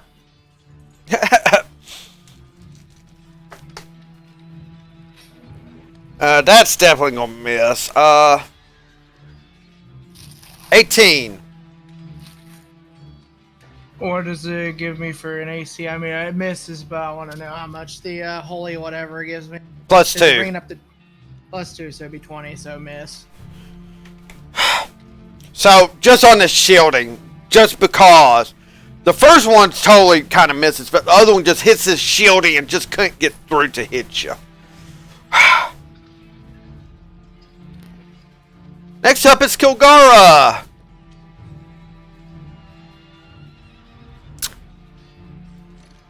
Bam. He's just going to rush right up here. Swinging 3 times against the dude. With that great sword of his.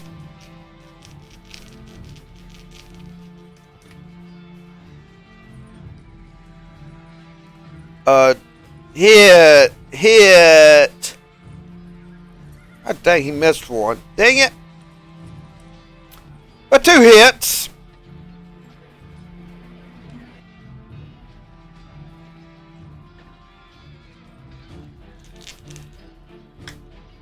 So,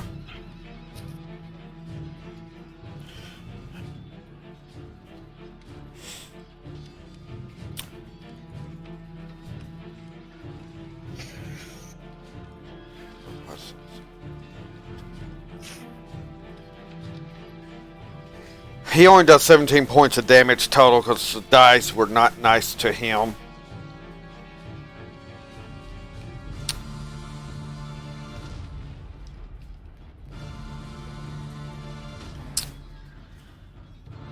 That is his turn. Nebmir, you're up.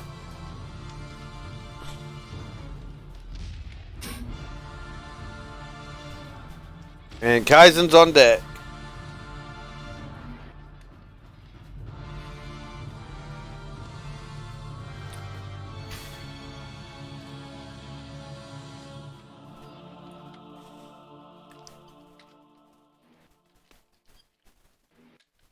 I'm gonna help Balgrosh out some and start shooting at this demon here. Okay.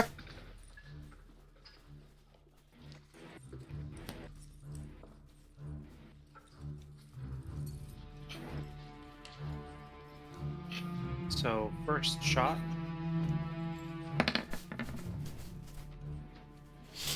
Hits. Should I roll damage? You can, or you can go ahead and roll your second attack. I take it as Eldritch Blast. Yeah.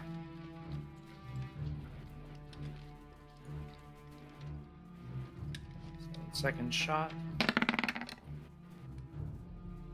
That one is probably gonna miss. That one does miss. Trust me. I kind of figured. Oh, okay. So 1d10 plus 4. Bang. Woo, max damage. Not bad, not bad.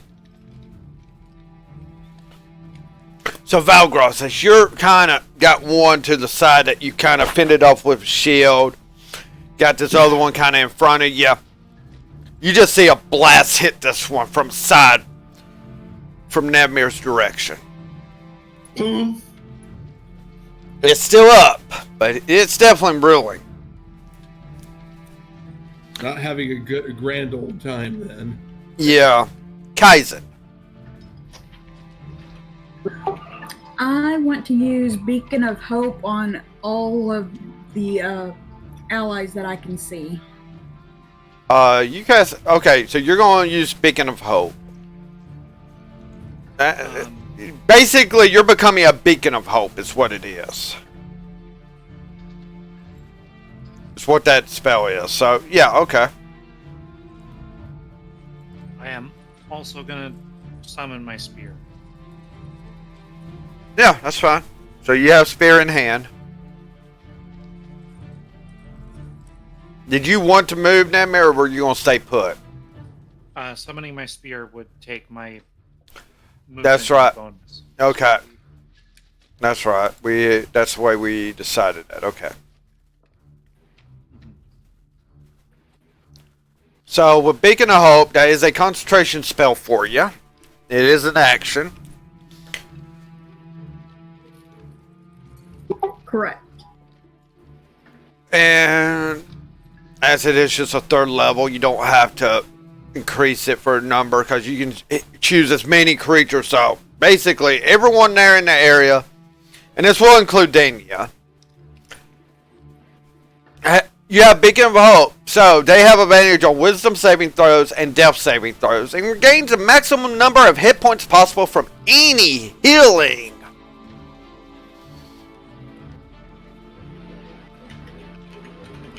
So, bonus action?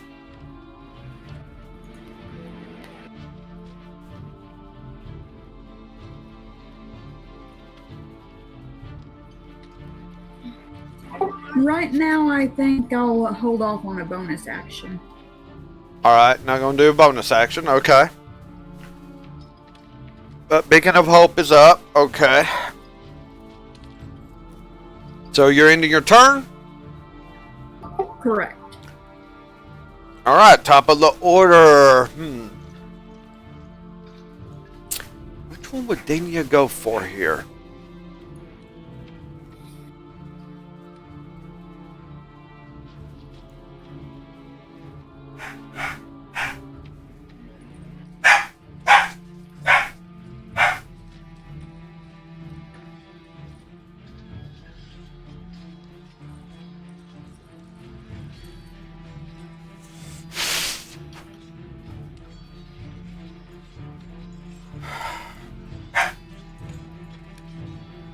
Trying to decide which way Dania would do this.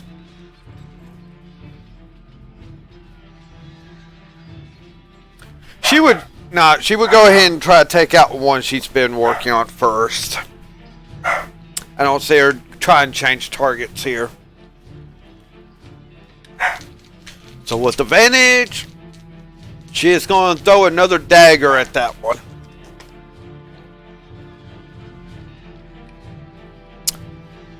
Barely hits it, but at least she hits it. That's max damage.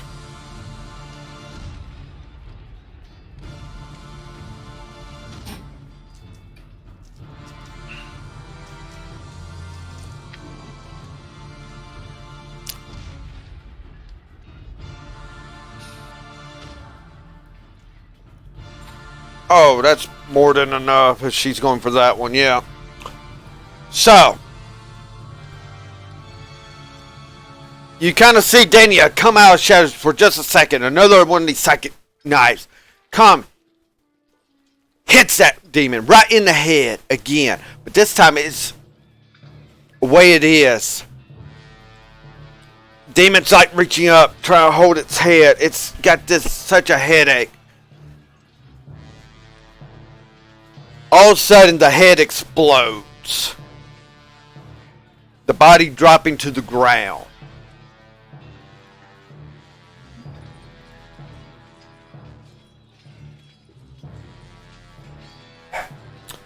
And brains and such kind of splatter you, Valgrosh, and your warhorse there. Splat. As the body falls to the ground. Headless. And Dania's going...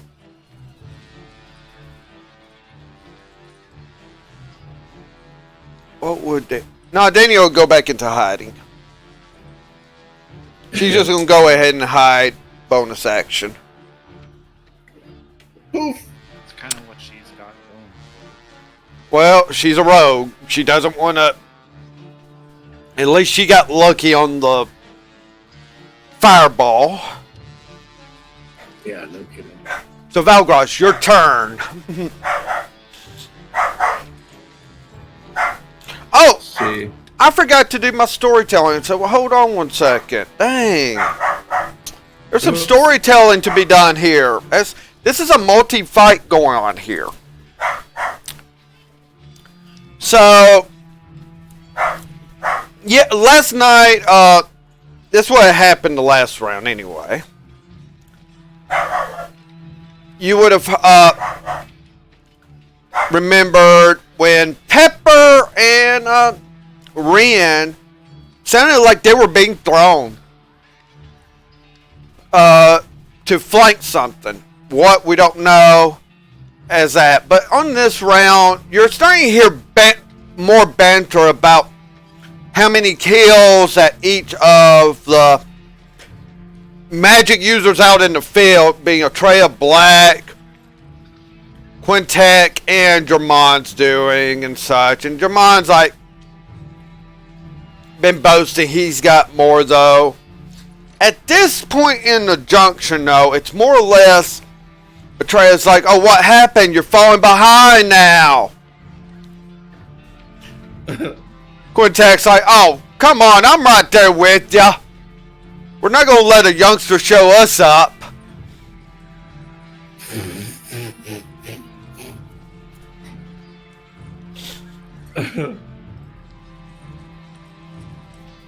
As such, so okay. We'll make sure. Alright, so now Belgosh, go ahead. I gotta remember there's some story to tell. You're going to actually also hear some other things. So let's see. So there's one that's right, looks like it's right next to me. Oh, it's right in front of me. Well, where your mount is, it's on the back side of you, but it's right there by you. The other one's dead. Red X's mean they're dead. Yeah, okay. Body there, though. Making it rough terrain. Yeah.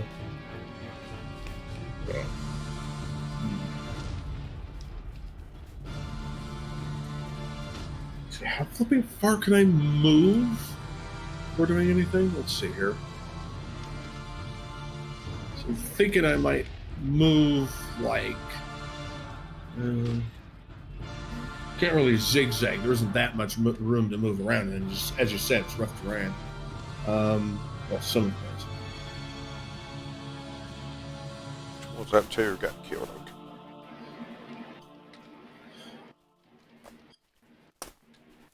Because I don't like the idea of showing my horse's flank to Big McLarge huge there. Well, technically, a way the horse should have been, and hold on, let me show you that you can actually take. No, that's not what I wanted to do. So, okay. I don't think. Oh, now it actually looks like a horse. So it's like it looks really distorted. It is distorted for some stupid reason. I don't know why it is. It's one of the tokens I tried to use, and it just didn't wanna. Yeah, okay. Yeah, but it's like an armored horse. It's what it's supposed to be. So what I'm gonna do is turn and attack this Jub over here. That's like now right in front of me. So turn horse. Hi, how you doing? Nice to see you out there. Have a spear. So I'm gonna jab at that guy. Let's see here. Especially since the spear's my strongest freaking melee attack. Holy crap. Yeah. Let's see how I do. I need make sure to type the correct numbers. Bloop. That's some correct numbers right there. Yeah, it is.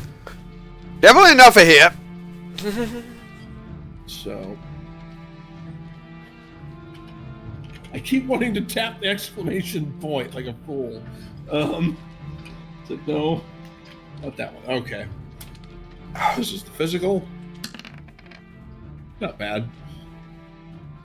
9 points of damage, and that is number 3, if I'm correct. Okay. Yep. I have to, keep up with that. Yep. And my radiant is 9. All right. 9 radiant. If he's still there. Oh, he's still there. He hasn't really taken. This is the first damage, actually, this one's taking. I'm going to swing at him again. All right. Thunk. Thunk. Methinks that hits. Yeah, that will. Yeah. Basically, it needs to be a single number to start wondering if it will hit or not for you. Yeah. For me, yeah. And that's 8 physical. All right. And 19 radiant. So yeah, that one definitely stung.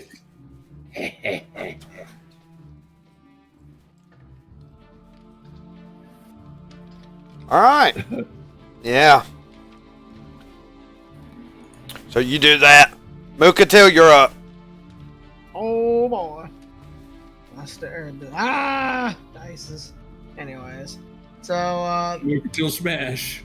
yeah, Mookatil smash. I was just hoping this dice would fade away from my view. But yes, anyways, I stare at this demon. I'm just like, you call those attacks? I'll show you some. The heck out of here, me 6. D20 plus 12. Up.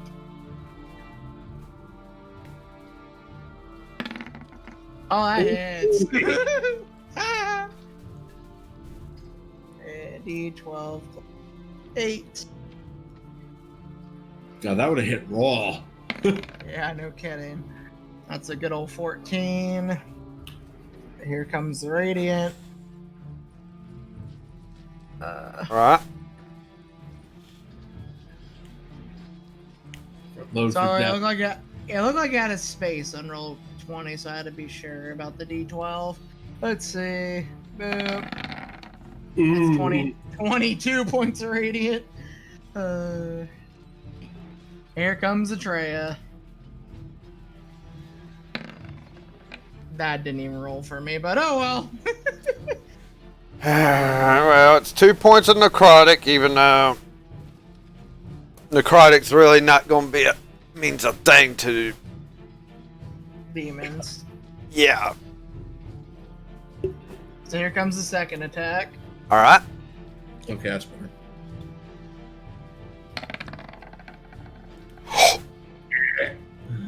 There was the second attack.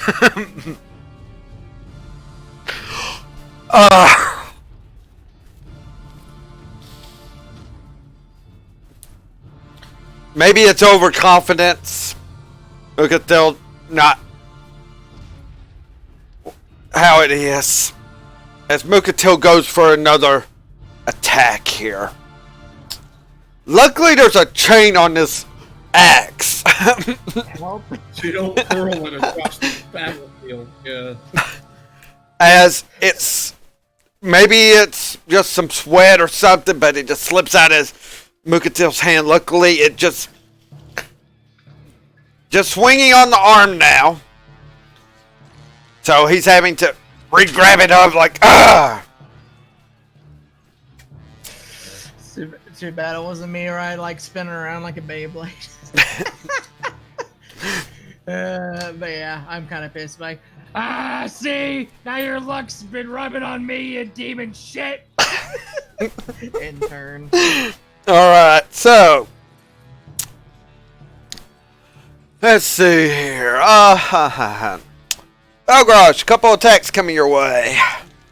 Well, I figured that much. Yeah. Undivided attention and all. 21. I think I finally hit something with him, right? Sounds like it. That's nice. These are like strange claws on these demons, just so you know. Well, they're demons. That's I wasn't expecting them to have claws made out of spoons. Or a pin. 12 points of damage from them slashing. Ow. That's annoying. Yeah. And you don't have to roll anything because you're a paladin, so yeah. Yeah.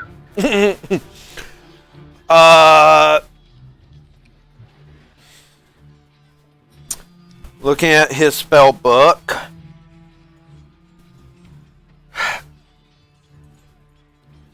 Does he want to go ahead and fight this? Or does he want to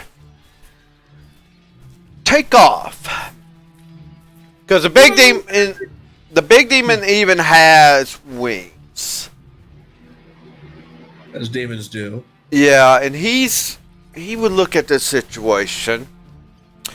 Actually, one of the demons he cannot see as well, so that may even influence him to fly more.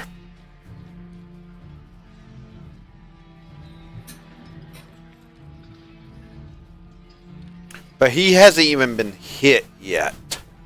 No, but his ablative meat shield is weakening.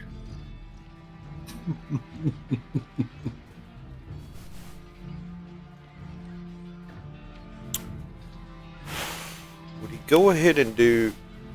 Alright, I know what he's going to do. You'll be able to see him move back a little bit as to where you're at. So let me at least reveal the area first. He is going to move. He is going to kind of take off, fly up in the air, fly back a little bit. He's not using up all his movement just yet, because I will be drawing, but we'll say he flies up to this point. And I'll check to see how far that is here so far. Because he's got 60 foot flying. So he's flown about, we'll say 25 feet for purposes. Next, he is casting another spell, not fiery spell. Now, yeah, so 5, 10, 15, 20, 25, 30, 35, 40, 45, 50, 55, 60, 65, 70, 80, 85, 90. What are you doing? I'm going to cast Counterspell. What level? My highest is 5th. Roll. You're going to have to roll because this is not a low level.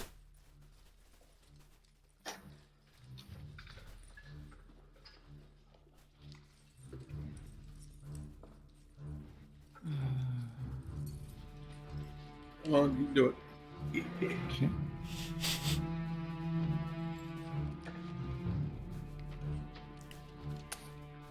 This is going to need to be a high roll. Yeah. That's what I'm getting from this. 18. What level was it?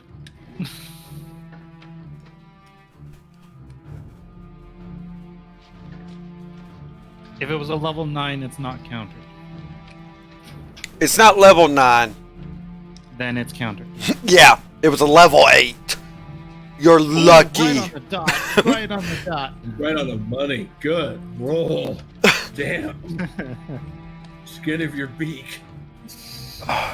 So, yeah, yeah. He is just within range too. Yep. All right, I'm so gonna get stuck. Nope. So, yeah. He's starting to cast the spell. Nemiron reaction just like counters it. It's like, bonk. Now he still has movement and he just looks at you. Look, well, you have his attention, Birdie. Uh-oh. Don't you speak Infernal?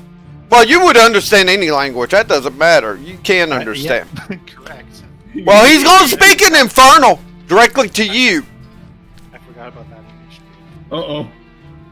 You will die, you little bird. You will burn with my fires.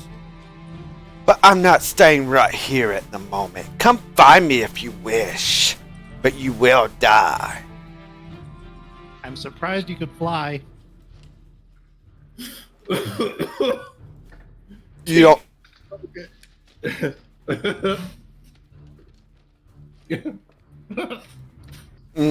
So, yeah, he kind of flies on out of range of your sights.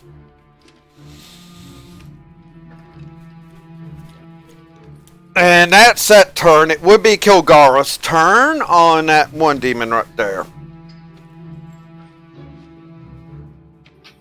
So, he gets 3 attacks again.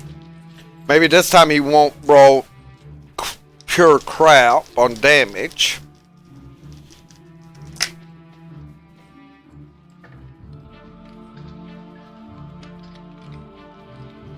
Well, at least his attacks, all three will hit, and one of them's a crit. Nice. Wow. Go Now on. we're talking. Go.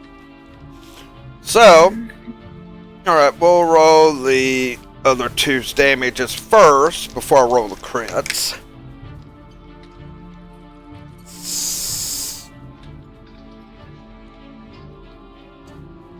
Alright, that's 17 points of damage off the normal attacks for y'all. That was, which one is that one number? Okay. Now the crit.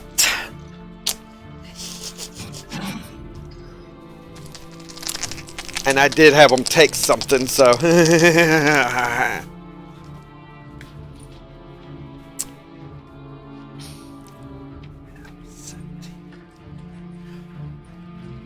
So, Mukatel.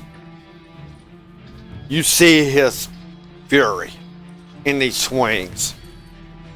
The first one just slashes through one of his wings. The second one comes back, hitting like his leg, halfway going deep into it. And he brings it around over his head like a swing. And bap, his head's flying. One wing, one leg, one head. So, of course, to hype him up, I'm just like, ah!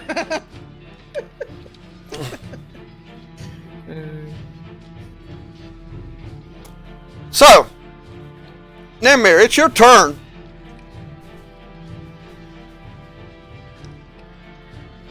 How far away is he?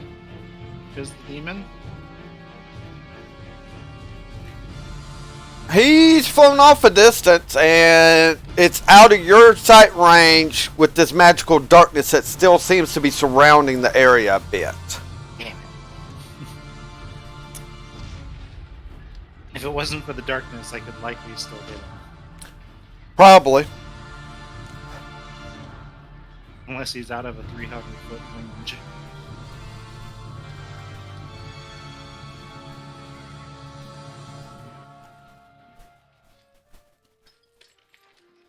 Actually, just for the audience, they're going to see where he's at, because they can on my screen.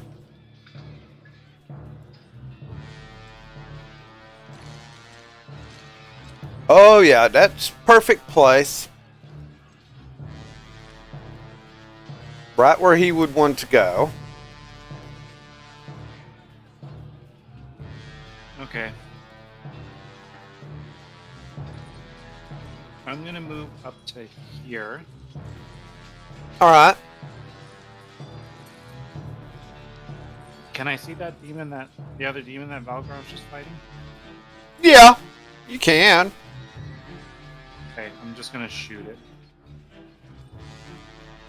Eldritch Blast. Bang, bang. Alright.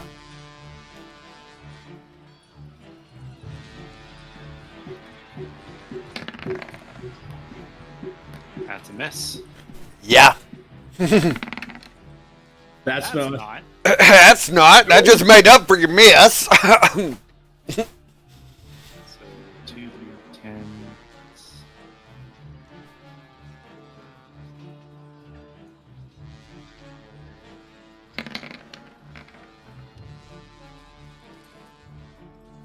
$16 points of damage. Alright.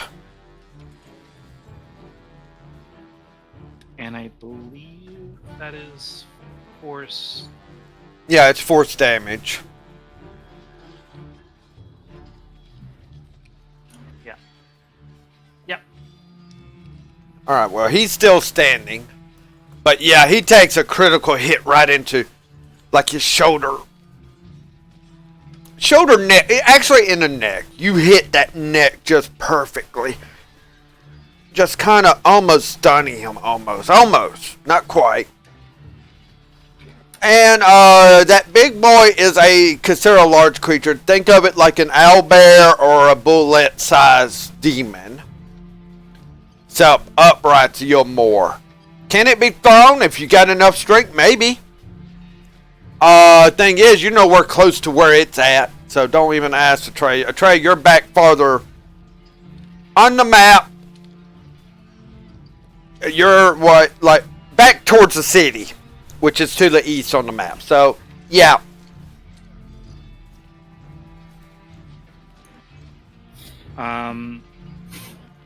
So can I roll another Arcana check now that I'm closer to the pillars? Be my guest. Try and figure them out. Yeah, sure. You can roll another Arcana. I got no problems about that. I'm not going to let it just stop at 1. Sometimes it takes you time to think it over. There we go. As you come closer to it and really study it, you realize, no, we do not want to destroy this. We destroy, it's going to blow. And it's going to blow big.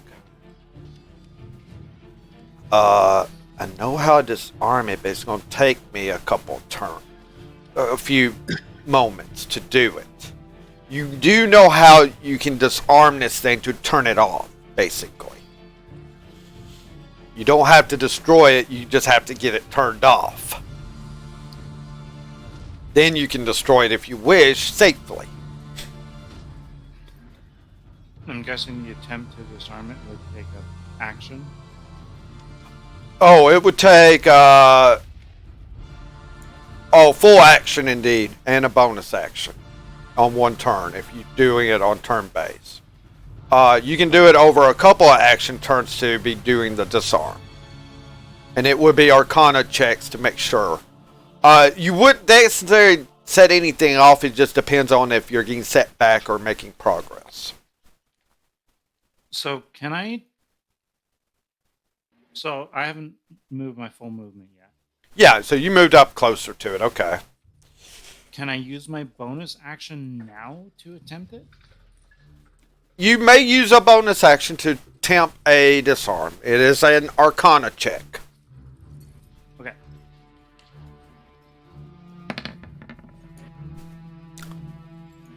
You're making some progress. You're making some progress. You are making progress. You are starting the disarm process. Okay. So, people are starting to see Namir come up to this pillar. It's actually starting to push certain symbols. And it's already seems to be almost...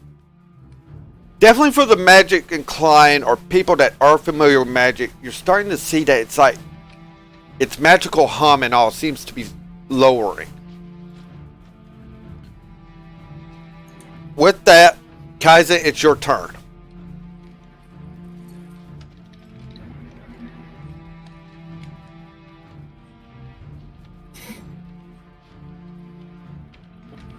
I would move towards Valgrosh. All right. Take your movements. You are in your bit rough terrain, so that'll be a 10-foot first, and then you basically can move regular 5s. You should be able to make it to them easily, because I fixed your movement speed. So you don't go flying off into space again, right? No, actually her sheet had raw movement speed. There was no reason why she had 20-foot movement. It's 30-foot ground. It's 20-foot water. So I'd be about there, and let's see, what will I do?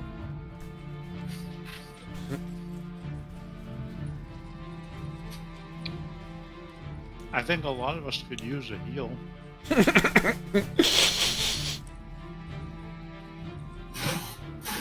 No, really? Just, I have an inkling of thought for that. But...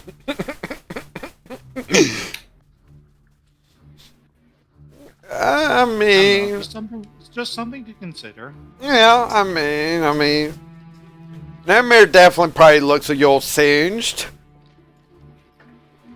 Mukatil and Kilgar probably looks a little singed too, along with you. I mean, my black feathers are even more black. So, is it just a cosmetic thing, or how much damage? Namir took almost half their health point damage. Yeah. Oh, that's cute. So, how much do I take then? Because I don't know how much she is. You were supposed to take 32 points of fire damage from the fireball from earlier. Oh, from earlier. Okay, you confused me. I thought, like, the thing. That... No, nothing's happening from the pillar on. No. Scare me. You scare me. No. We're just talking about what damage has already happened. Okay. I know Nevmir's kind of worried. Rightly so. Yeah, and rightly so that you've also been threatened that you will be dying.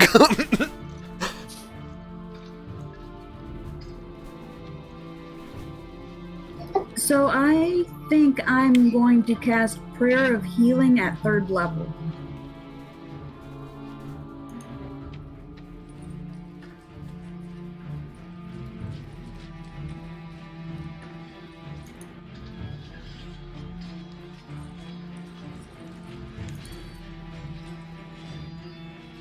That's a 10-minute ritual. You want to start casting that now?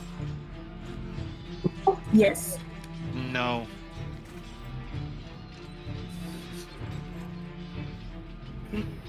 Let me, okay. Just for teaching purposes for everyone. Every 6 rounds is a minute in combat. So you know, Kaizen, I don't think you have anything for like rituals to make it an instant action cast. That's why I'm bringing this up. I changed out one of my spells because ritual casts are not helpful in combat. So it'd be better if I did Mass Healing Word then. Mass Healing Word at whatever level would definitely be a better one, and it's a bonus action, so you still have your action that you can use something with. Now,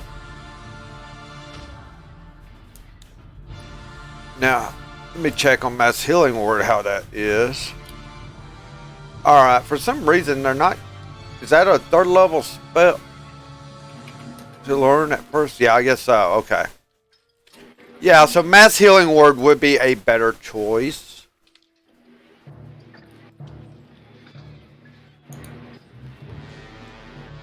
Depending on what level you decide to cast it at.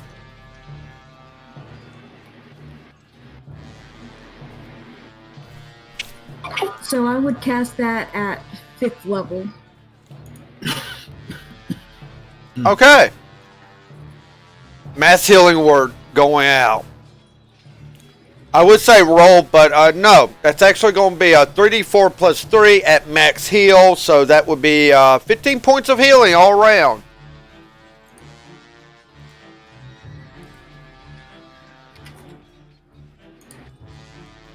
Jeez. And would I get healed with that as well? Yes.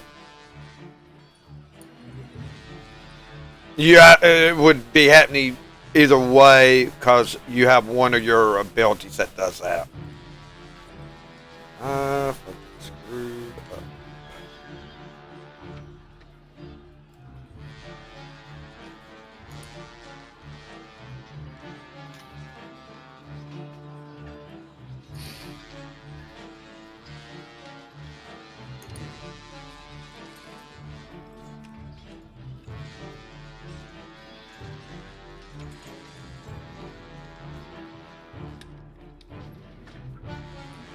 So as I say, 15 points of healing for everyone. I'm sure everyone's feeling a little healthier now. Poor Nevmir's feathers look slightly less smoky. Yeah, yeah. I think it's like 55 out of 72 now of hit points.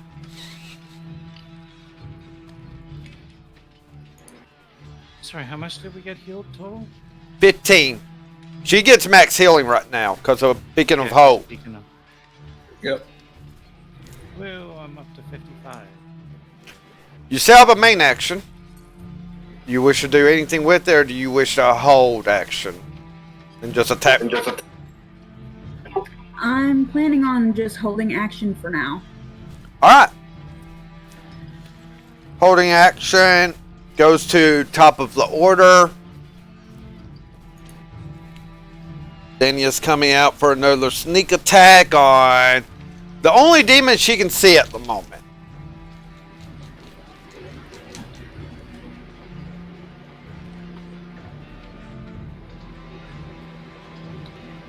She will barely hit it. She's pushing her luck on that.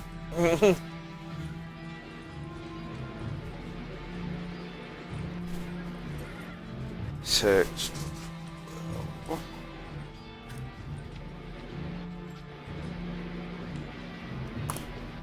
If I can roll high enough, she might kill that last one.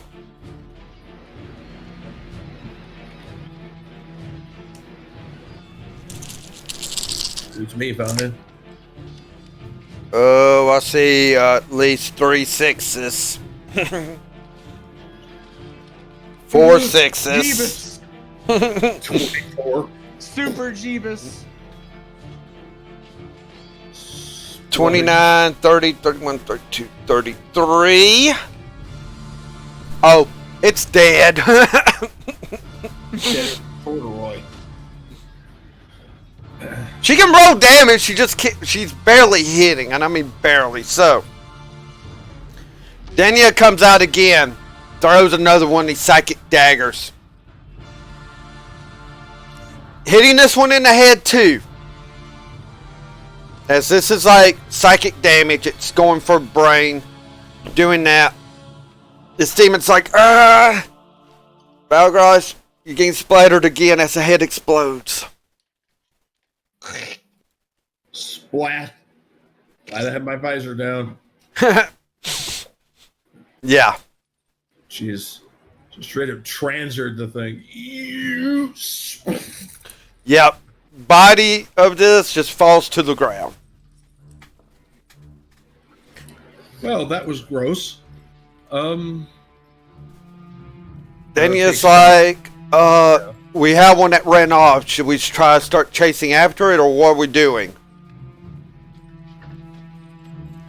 I'm gonna turn around and look at the pillar and actually see what Nevmir's doing.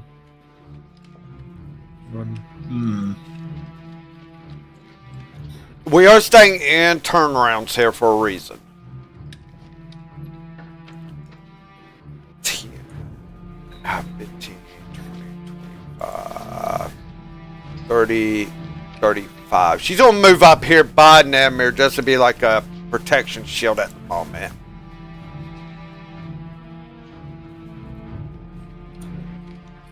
Plus, she's also trying to move you closer to where the demon went. It will be your turn, Valgras, as to what you wish to do here. I'm gonna move a little bit and take up a defensive position. Like, can I go there? Yeah. Shield up, keeping my eyes peeled, because that's more or less facing the direction where that thing flew off in. Yeah. So a holding action for an attack in case something starts coming, right? Exactly. I'm gonna shout out. One of them flew off. Keep your eyes open. With this tree cover, it could come from anywhere. All right. Book a tail. Alright. So, that was a boop. Let's see. So that's a good old note. Actually. Okay, that's a lot more clear now. Okay. So I'm gonna look at everybody. I'll be like, alright, I'm gonna scout ahead and see what I can find, and he's a chicken! So I'm wanting you guys to deal with it, because I don't want to deal with that thing. So yeah. 5, 10, 15, 20, 25, 30, end turn. All right. Holding action in case you need to make an attack. Yeah. Hold an action. All right. let me go ahead. You do get a little more clearance up here, though you're still not seeing anything. Alright.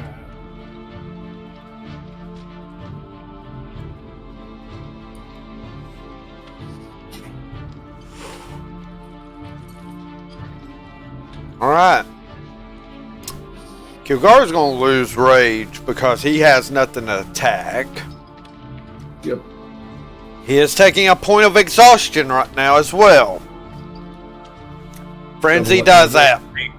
Yeah, rage is a double-edged sword. Yeah. 1 point of exhaustion isn't bad. If he goes back into a frenzy, he'll be okay on that. But if he comes out of that again, that's where things are going to get interesting.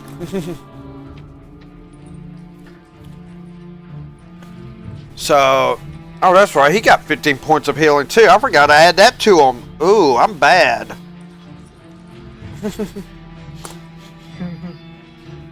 So, with that, he'll go around this way. 5, 10, 15, 20, 25, 30. He's gonna move on up to there. Looking for something.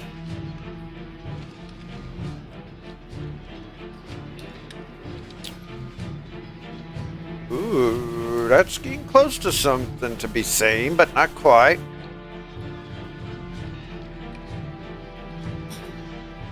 Almost, but yeah, he's looking off in that direction. He's like,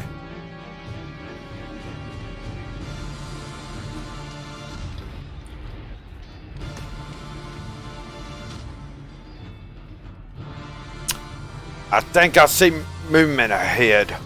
That way. But it doesn't look to be that big one's movement.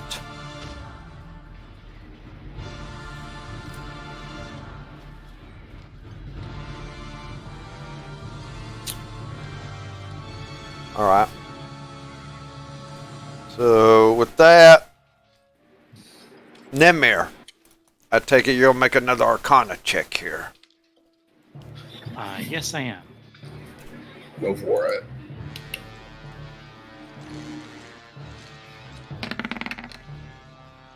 That's a hot and a damn.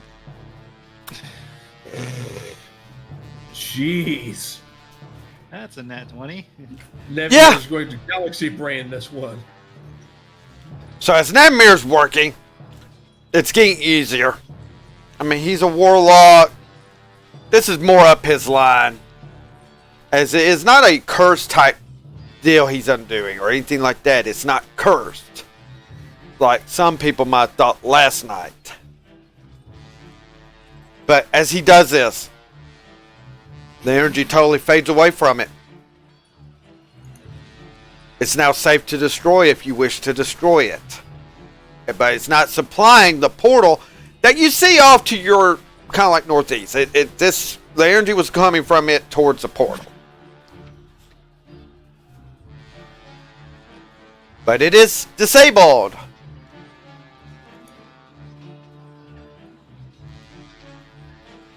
So I'm going to put a line through it, meaning that it's disabled.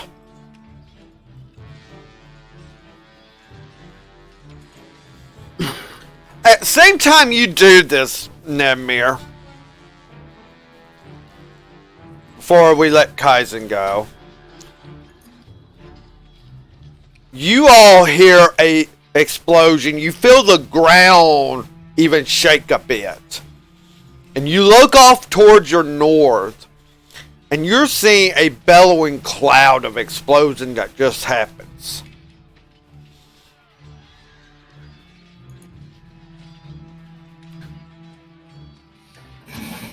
Kaboom. Yeah, it's like, and for you, Nemir, already knowing how this is, it's like, oh crap, that's one of the ones exploding. Hopefully no one was close to it. And you kind of hear, I mean, you've been having the banter. It's like 200 and 60 for Atreya and Quintet. They're kind of staying neck and neck. About 220 now for Dramon on the kills. And it's like, it's not the happy-go-lucky Quintet's laughter. This is a serious Quintet also. That's not good. We got to get that way, Atreya. Something went wrong, probably. This is quite high. Atreya's response, depending. But Quintet is already going to start moving that way. And he's got personal reasons why he would be moving that way.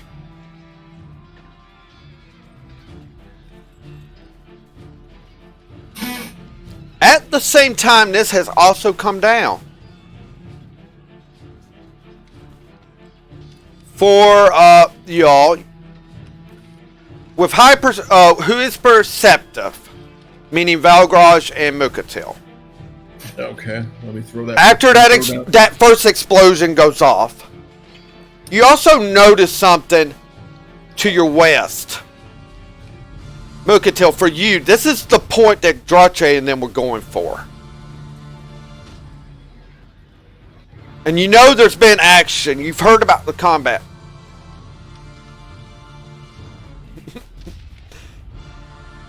Alright, I'll say that in just a moment for them. But you two see where, like, how the energy had just dissipated from this pillar. That pillar's in that direction is also dying. And you'll hear like an orcish yell. Yeah, that sounds fair. What is said? And it's like, now to destroy! Female orcish voice saying this. Obviously, anybody else doesn't speak Orcish, I'm going to translate it. Namir does, since he is hearing. Yeah. But I doubt anyone else here does.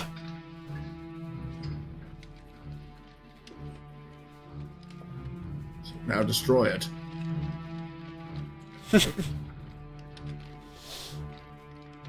Well, let's see.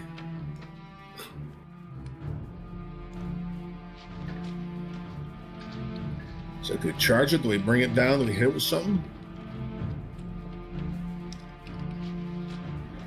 I'm not wasting this opportunity. I'm turning to Mukatil and going, Mukatil! Point at the pillar. Smash! I mean, I just walked over here. I'm gonna be even upset.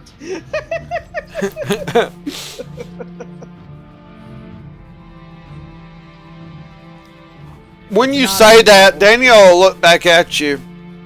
I got something that can destroy it. I just want I want Namir to move away though. As she pulls out this vial. That looks like a bottle absolutely brimming with fun. Oh yes. She is an alchemist too, so Full rogue alchemist. Kaizen, what are you gonna do here? On your movement, action, that sort of thing.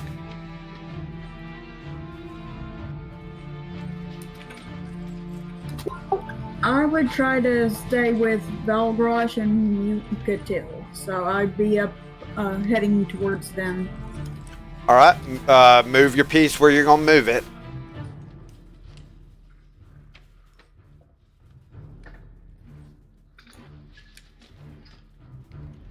Okay.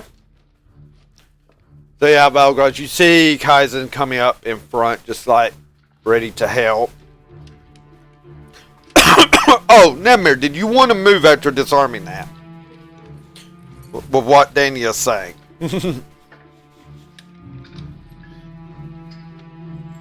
We'd probably move up to here. Okay.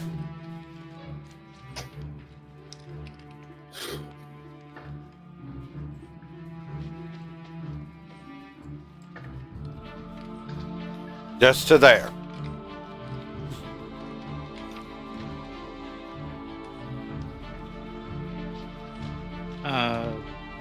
Yes. Alright.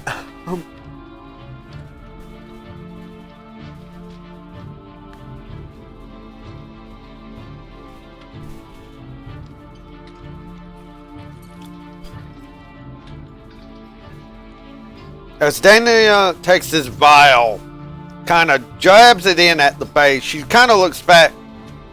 You might want to get this a few more feet, Nemir. And she takes a flint and steel and just like strikes it once, and it actually lights a fuse. 5, 10, 15, 20, 25, 30. Okay, she's got 5 more feet. Actually, no, she's not going to build. You can finish out your movement. I'm going to let you finish out your movement. Okay, I'll move over to. There's up here. 10. Oh, where she just went. She's actually perceptive too.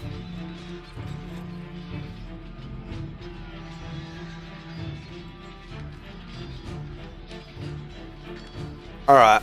With that, after just a couple of seconds, reveal, not hide.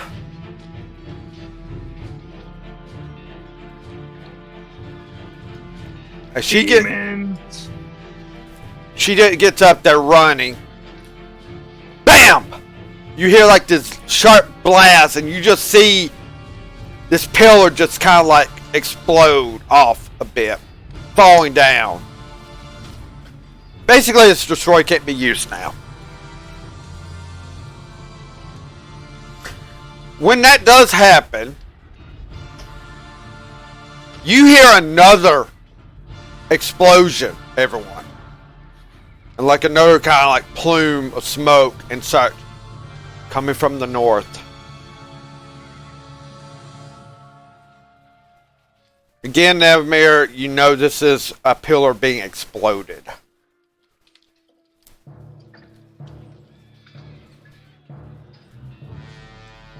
As that happens, due to there's only one pillar left trying to keep this portal open, you all see this portal. And you're able to see this portal. It's kind of like a red shimmering thick portal that's just, it's going thinner. It's wavering hard.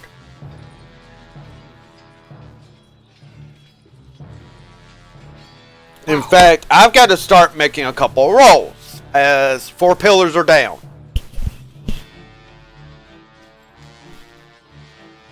As to, can it hold it open still? That one pillar, is it going to collapse fully?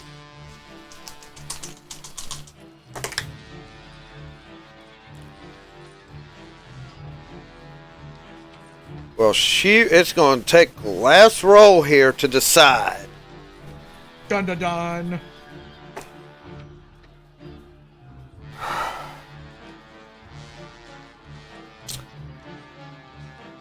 Alright. That is definitely not good. Well, not good in the sense that it's good that portal's closing, but something else is happening. Putting a strain on it.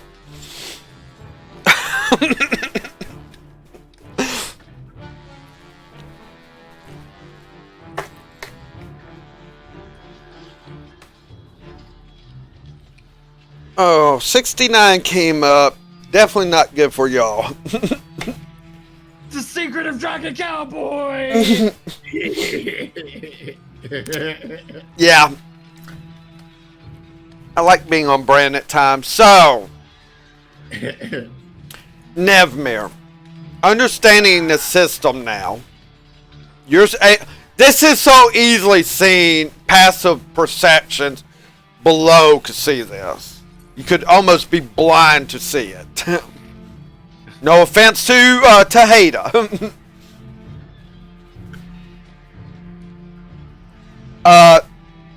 Nemir, you realize there's only like one of these pillars still holding this open. And it's about to blow up trying to keep it open.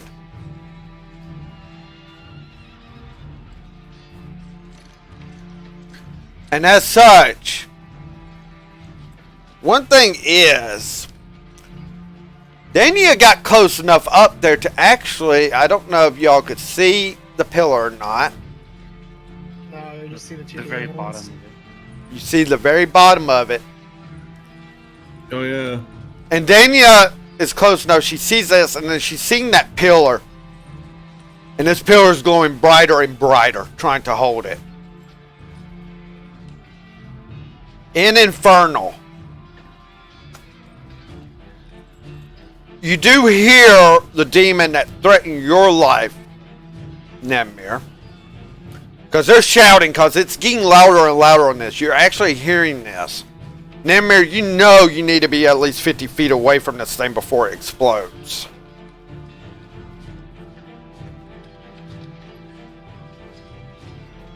And try and get something up here.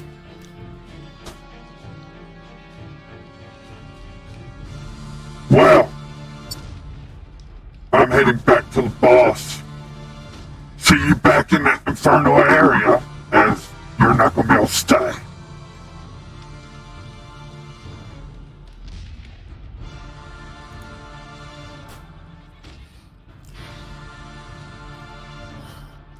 Well You- then. You got one round. Before he flies away, or did he already go? You have one round before that thing explodes. And it is at Valgrosh's turn. So at the start of Valgrosh's turn, that thing's going up.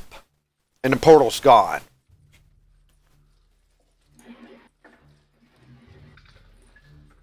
So right now, there's a few people in the Lime Blast. Most of you aren't, but Dania, Kilgara, and Mukatil are. So,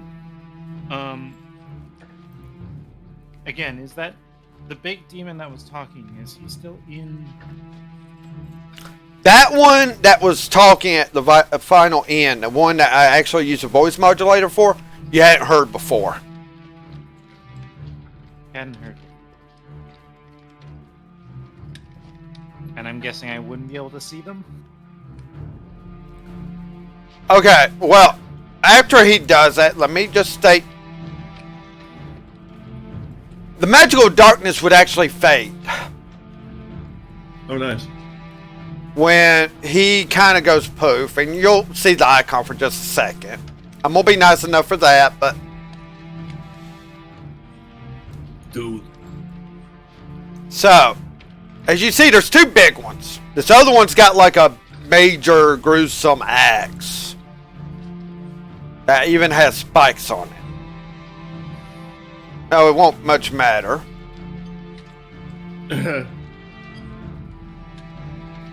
As I stated, this one was the one that spoke, and he's about yawn. As I say,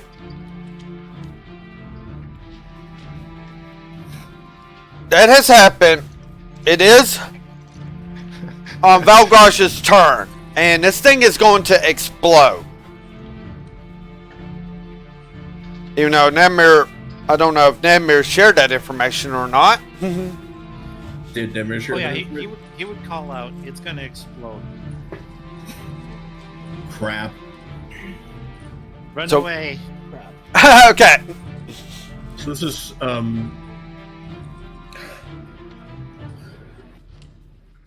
God, so we're going to need to get people to back up a bit. Damn.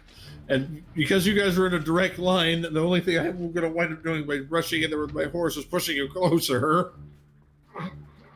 So, yeah, you're wheeling your horse around and probably riding away since Nemir's saying run.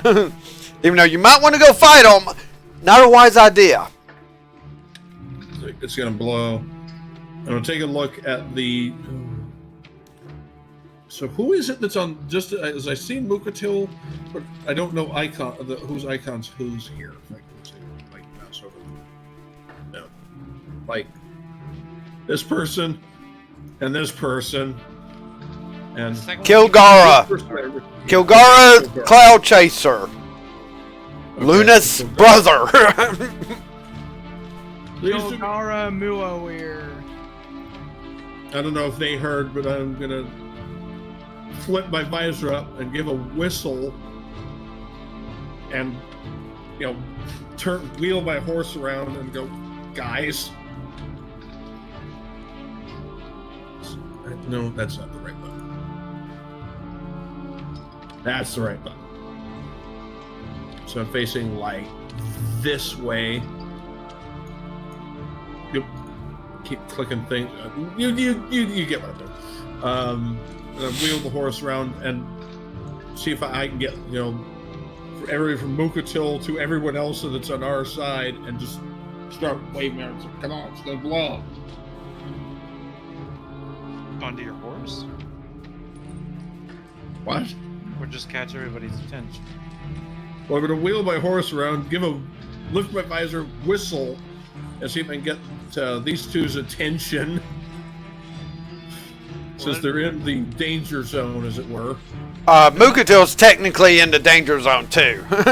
Yes. Mukatil's also right in front of me, so just a Also, I'm whistle pretty sure they and start would've heard. waving people to come, They would've basically heard. towards where our pillar was. All right. Are you gonna move at all, or are you gonna just stay put? I'm going to move. All right.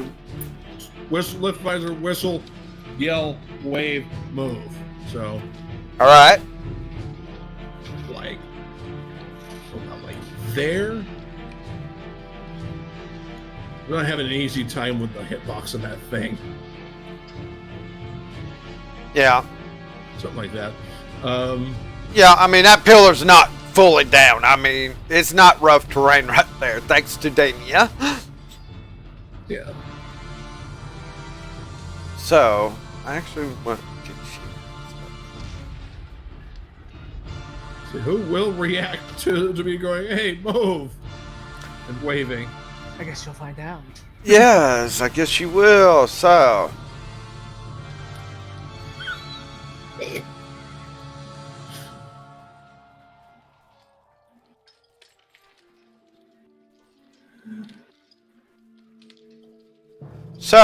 it is going to be next up. Mukatil. Yeah, dude. Let's see. What are we gonna do? We're gonna do. Get out of here. Let's see. So I want to do 1, 2, or 3 with this. We got really. I'll just do this one. That works. Perfect. Let's get the song going. And of course an ad. Let's mute that. Anyways, so I look at Kaizen. I realize something. She is prone to danger. So I look at her. Bodyguard mode engaged. Here we go. We first go 5. To do it right. Oh, here we go. We got the music ready. Not what I wanted, but oh well. Thank you, YouTube, for failing. I'm on Kaizen space. Now I am going to roll. So it would be on unarmed strike or whatever, because I want to grab her. Yeah, unarmed strike. Okay, so you're going over, grabbing Kaizen. Yep, I'm gonna put her on one arm. So let's see. So you're gonna potato sack Kaizen, basically. I'm gonna Jesus. put Yep. So, we got a plus Don't 8 smush modifier. don't smush the priestess, damn it. We'll see what happens here. Basically, it's just an attack strike to grab a hold. It's not actually going to do any damage. Yeah. 14. I think that's going to not hit, unless Kaizen decides to let it fail. I'll go ahead and auto fail. So Okay. Alright. So you're getting sacked in my arm, no damage. Alright. Remember how much Kaizen weighs, because I'm not sure how much I can do here. 15, I'm now in Nevmir space. Here we go, gotta do it again. You gotta grab a priest and a bird and run. Oh shit. That's better. a good old 26. That definitely is. Whoop. Like, grab. Am I- Oh no, you're down there. Am How I much to encumbered you yet? two, White? Just out of curiosity, I want to know. Kaizen's 115. Okay. Nemir?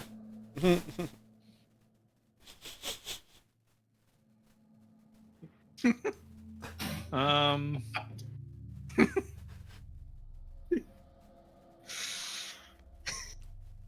Again, Nevmer's going to call out to the other two to run.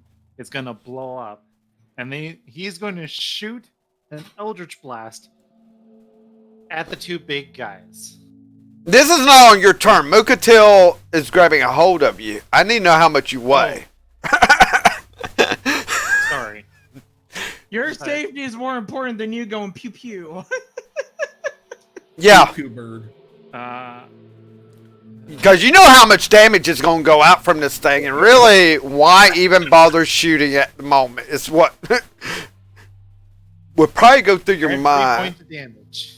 So I know every point of damage, but it's overkill. But charity. Okay, for charity is one thing. I would definitely go for over.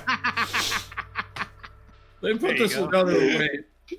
Penberg, don't throw the hand grenade into the missile strike.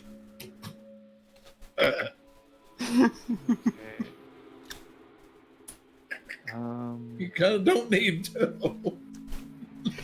Charity's very Bob. With equipment, he weighs 117 pounds. So he's not very big. Okay. All right, so 232 pounds. I think you can carry that and not be encumbered yet. Hell yeah. Yep. Yeah, I was gonna say if I'm not part of the freaking bench 300 club, I got a problem. So, so 20, 25, 30 in my turn with the two. All right, so basically, we'll do this. Just so. Yeah, so you two get pulled all the way down there. That is Mukatil's turn. Luckily, alright, this demon that probably was going to be shot at by Mukatil.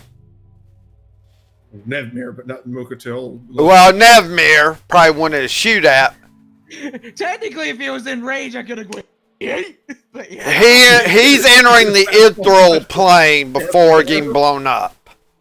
This is technically not a spell for him. It's an ability.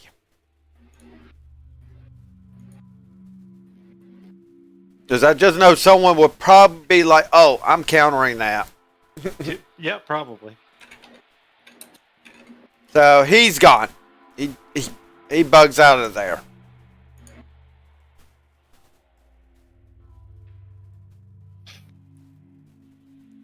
Due to the others are after Kaizen on the turn.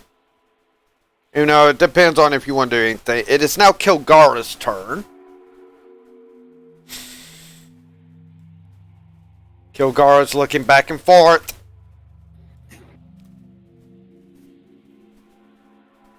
Thing is, he's not raging. That's the only thing that's going to have him make a sound decision. Because if he would have been raging, This would not have ended well for him. Oh God. be thankful he's not raging right now. This is a barbarian. It would have made Mukatil cry like a bitch. No. Luckily, he's not raging, so he's going to just like grab a hold of Dania. Seems to be Just- a lot of grabbing going on. He is going to grab a hold of her. Nemir Kaizen, are you going to do anything on your turns? So I just can make this work in conjunction. He's not actually going to try to pick her up. He's grabbing a hold of her arm to pull her. More or less. You know, he could carry her with ease. Kaizen probably wouldn't do anything. Okay. And what was that? Fuzzy? Nothing. Nothing for Nevmer. Okay.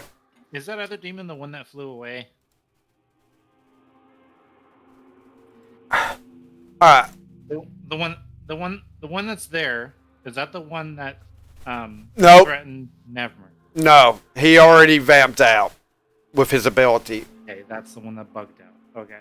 Yep, that one's already bugged out. I'm deleting that square so I don't drag it along. I mean, how do you delete it as a player? Oh, it's just using it as a point of reference for me. So what you do is you click on it and press backspace or delete. That deletes it. These technologies nowadays. Alright, so those two get there. As Danny also is moving with Kilgar on this together. As you two are not going to do anything. With that, even though during this, the other big one uses his ability. And to delete, you would like right click on it and there's a delete on the right click. Scroll up. Okay, right click. Okay. So, with that, con saves from everyone. Even though you're out of range of this is a loud explosion. Damn it. Yeah, no. Valgrosh, why do you not be near us? Activate proficiency! Consevo, come on! Get my dice out like Yu-Gi-Oh card! Don't be deaf like con save. Dragonborn! Alright, so let's see here.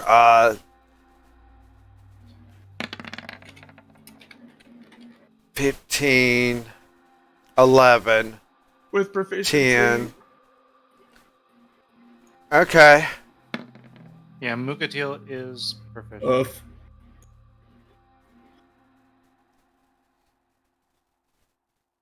know what? I'm going to just roll 2 con saves here on this screen just for you all. First one will be Danius. Okay. She's got 16.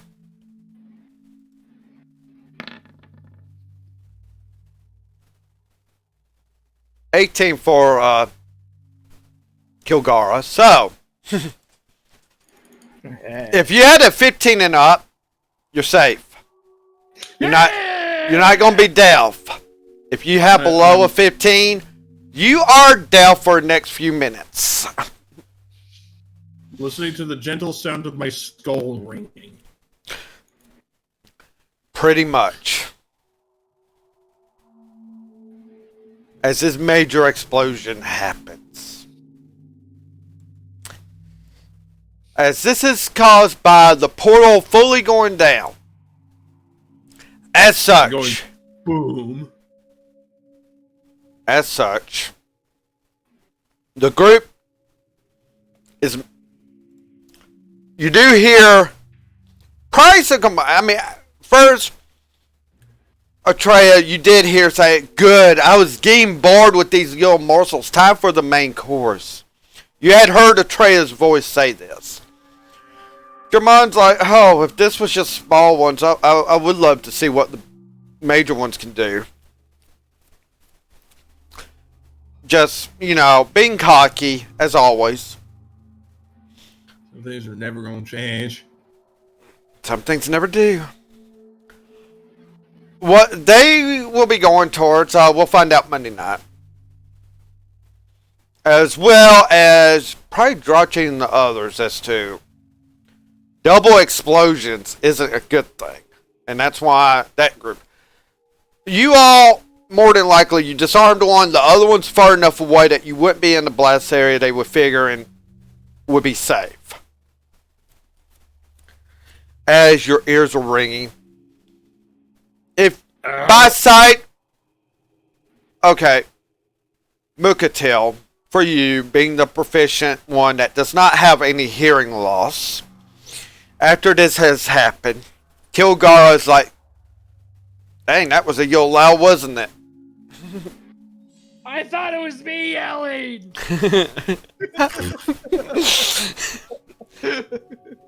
Yeah, yeah, well, I think the others are not able to hear. They probably got deafened for a moment. So I put Kaiser down. I was like, nightmares. Petting him. I want him to be okay. Well, as you're doing this, you are looking around. And able to hear this even. You're actually hearing even a cheer go up from the city. People just yelling. Like, they're disappearing! The portal's down! The day's gonna be ours! All this kind of stuff. I mean, it's so roar. It is a roar coming from the city. Like the day has been saved. As demons are disappearing. Left and right. Not all demons are going to disappear though. That is the thing. As to why is there certain demons that's able to stay put here. Thanks to one certain demon. As to who that is. And where they're at. You might hear about it next Tuesday night. Though Monday night is when it might be found out who all is being held here still. And why. With that, nice interesting way of doing combat and actually a group not worrying about double explosions. Yeah. So, hope you're having fun.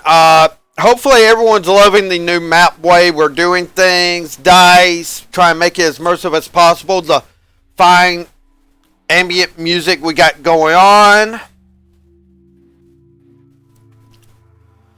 And such. Really work it. So, for you all, it's a victory walk back to the city. You're not going to have to use the rest of those scrolls, luckily. Though, for the other group, who knows? By the way, Dragon, how many scrolls do I have left?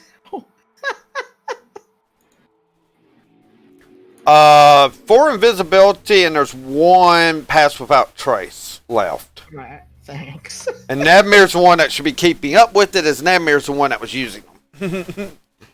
Yeah. Well, I mean, I could take it from him since I'm just like Nadmir.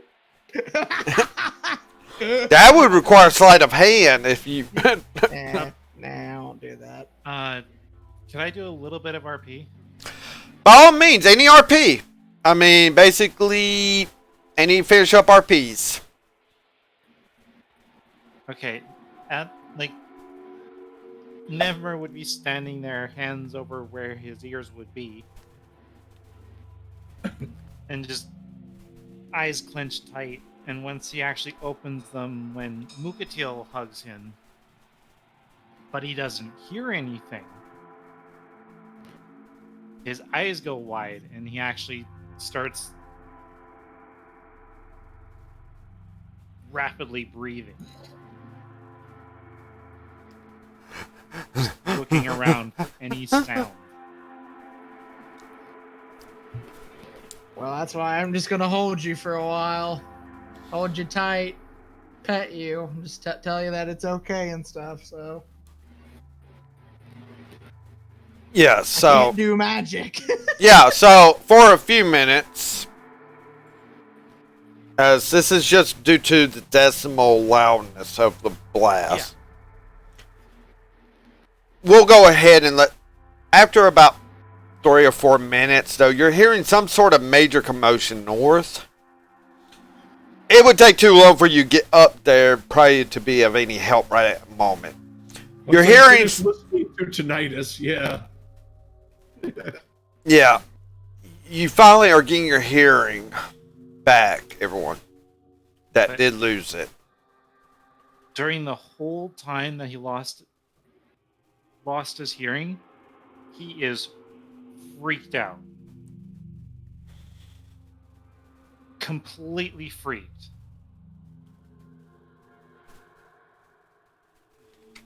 Why Mainly do I get the because feeling he puffs out when he's that freaked? no, he's almost shaking to the point that if he did have any loose feathers, they would be falling off of him. Yeah, that's about what I expected. Jesus. As you are freaked out He's- like this, Nevmir, you're causing me to do some extra role play. Here you go. As you are freaking out like this, you're definitely not calm. You're in chaos. You're just like you're hearing the voice of my pet. It will pass. Nicely done, though. Nice explosions all around, really. But consider this a major victory, my pet.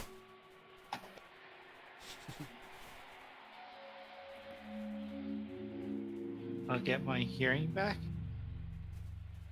Oh, of course. It's just temporary. Nothing to worry about. Okay. His body would slowly start to shake less.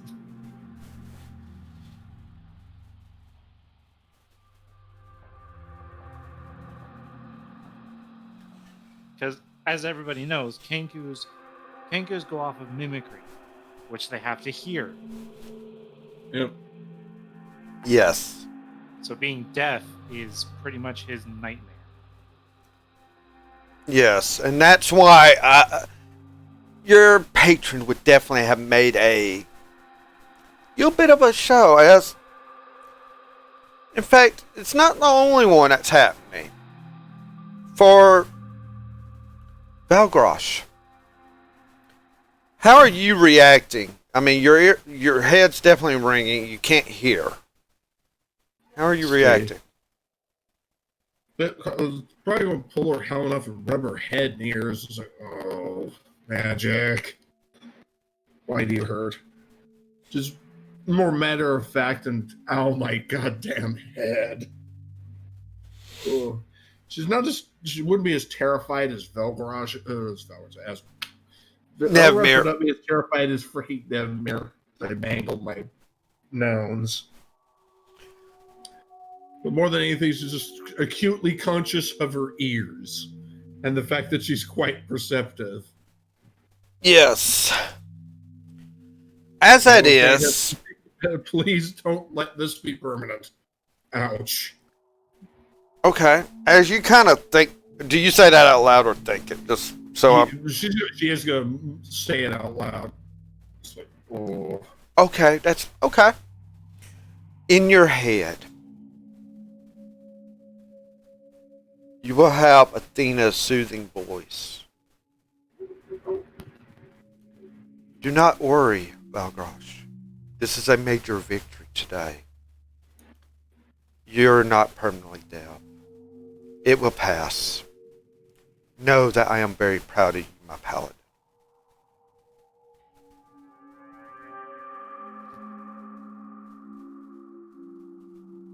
I'm going to just. She's just going to stop whatever she's doing, hands on head, and just kind of be in that moment. Just getting an email from the boss, so to speak, is not something that happens every day. Not every day, no. So it's definitely for you. You actually feel a bit of her warmth, that soothing voice of wisdom that helps. Now we go over to Kaizen. How are you reacting? Actually, I'd like to do a roll to see if maybe she had some type of training for this type of like if she may have had to go through a training where she was deafened. History check.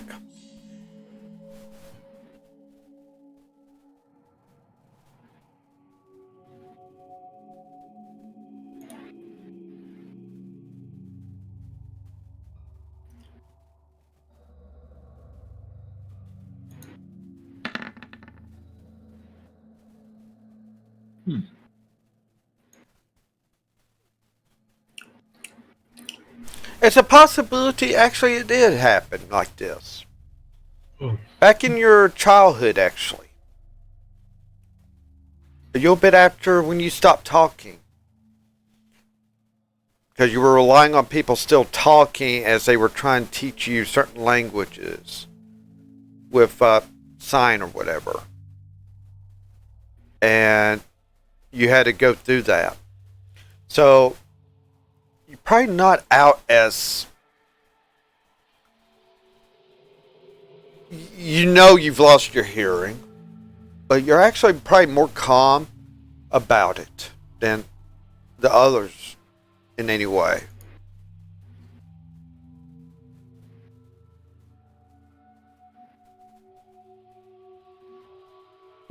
So, seeing as I'm not in the same state as they are, basically, I would communicate with them, each saying that this will pass.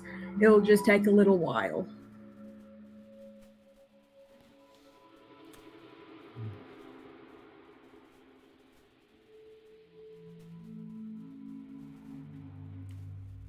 I need to make sure I get a name right before I dare say it, because I can butcher names at times.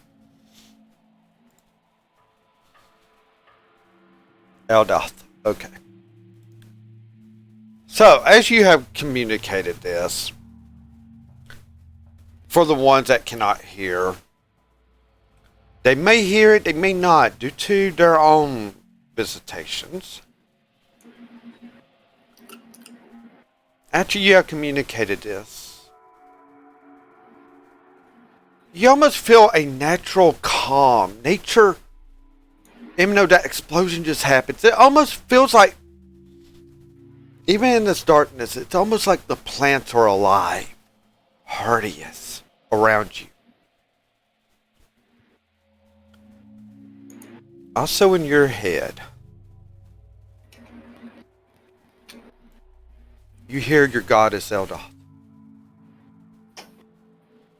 My child, my priestess, what a wonderful day this is. You've done well. Of course you've gone through deafness. It will pass. But this is a major victory. It should be cherished. Heal your wounds. More is to come.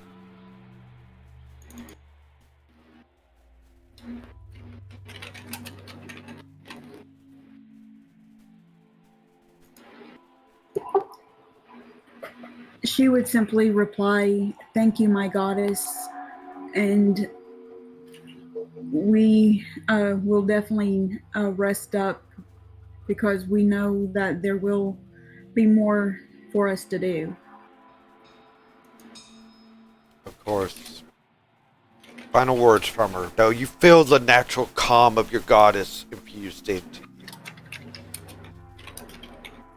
For the three that had the visitations,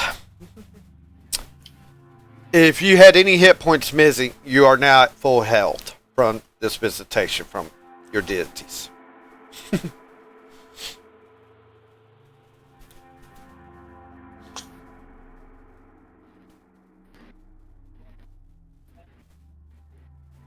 And Nevmir, how many spell slots do you have open? Right now, one. You have two I do now. have- Your Okay. god actually gave you, your patron gave you one back with this as well. And Balgraj did not actually use any spells. I don't even think he used a smite. She used a smite spell, did she? No, not. I considered it, but if we had gotten into a spot, I would have cast something, but I didn't have a chance to. Yeah. Okay. You cast 2 spells, Kaizen? I believe 3. 3. Oh, okay. Yeah, you cast 3. What were those levels again, please? A level 5, a level 3? Level 5, level 3, and a level 1. You gain the level... Okay, I'm going to give you the choice here. You either get your level 3, level 1 back, or you get your level 5 back. It's one or the other. You understand what I mean? Either 2 lower level spell slots or 1 higher level. I'll take my 5th level. Alright.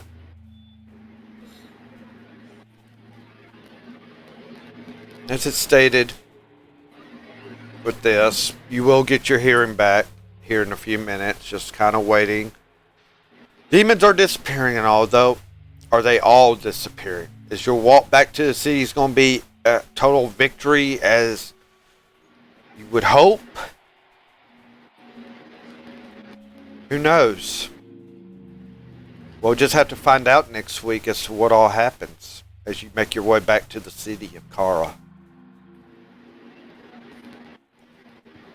And with that, everyone, this is the official...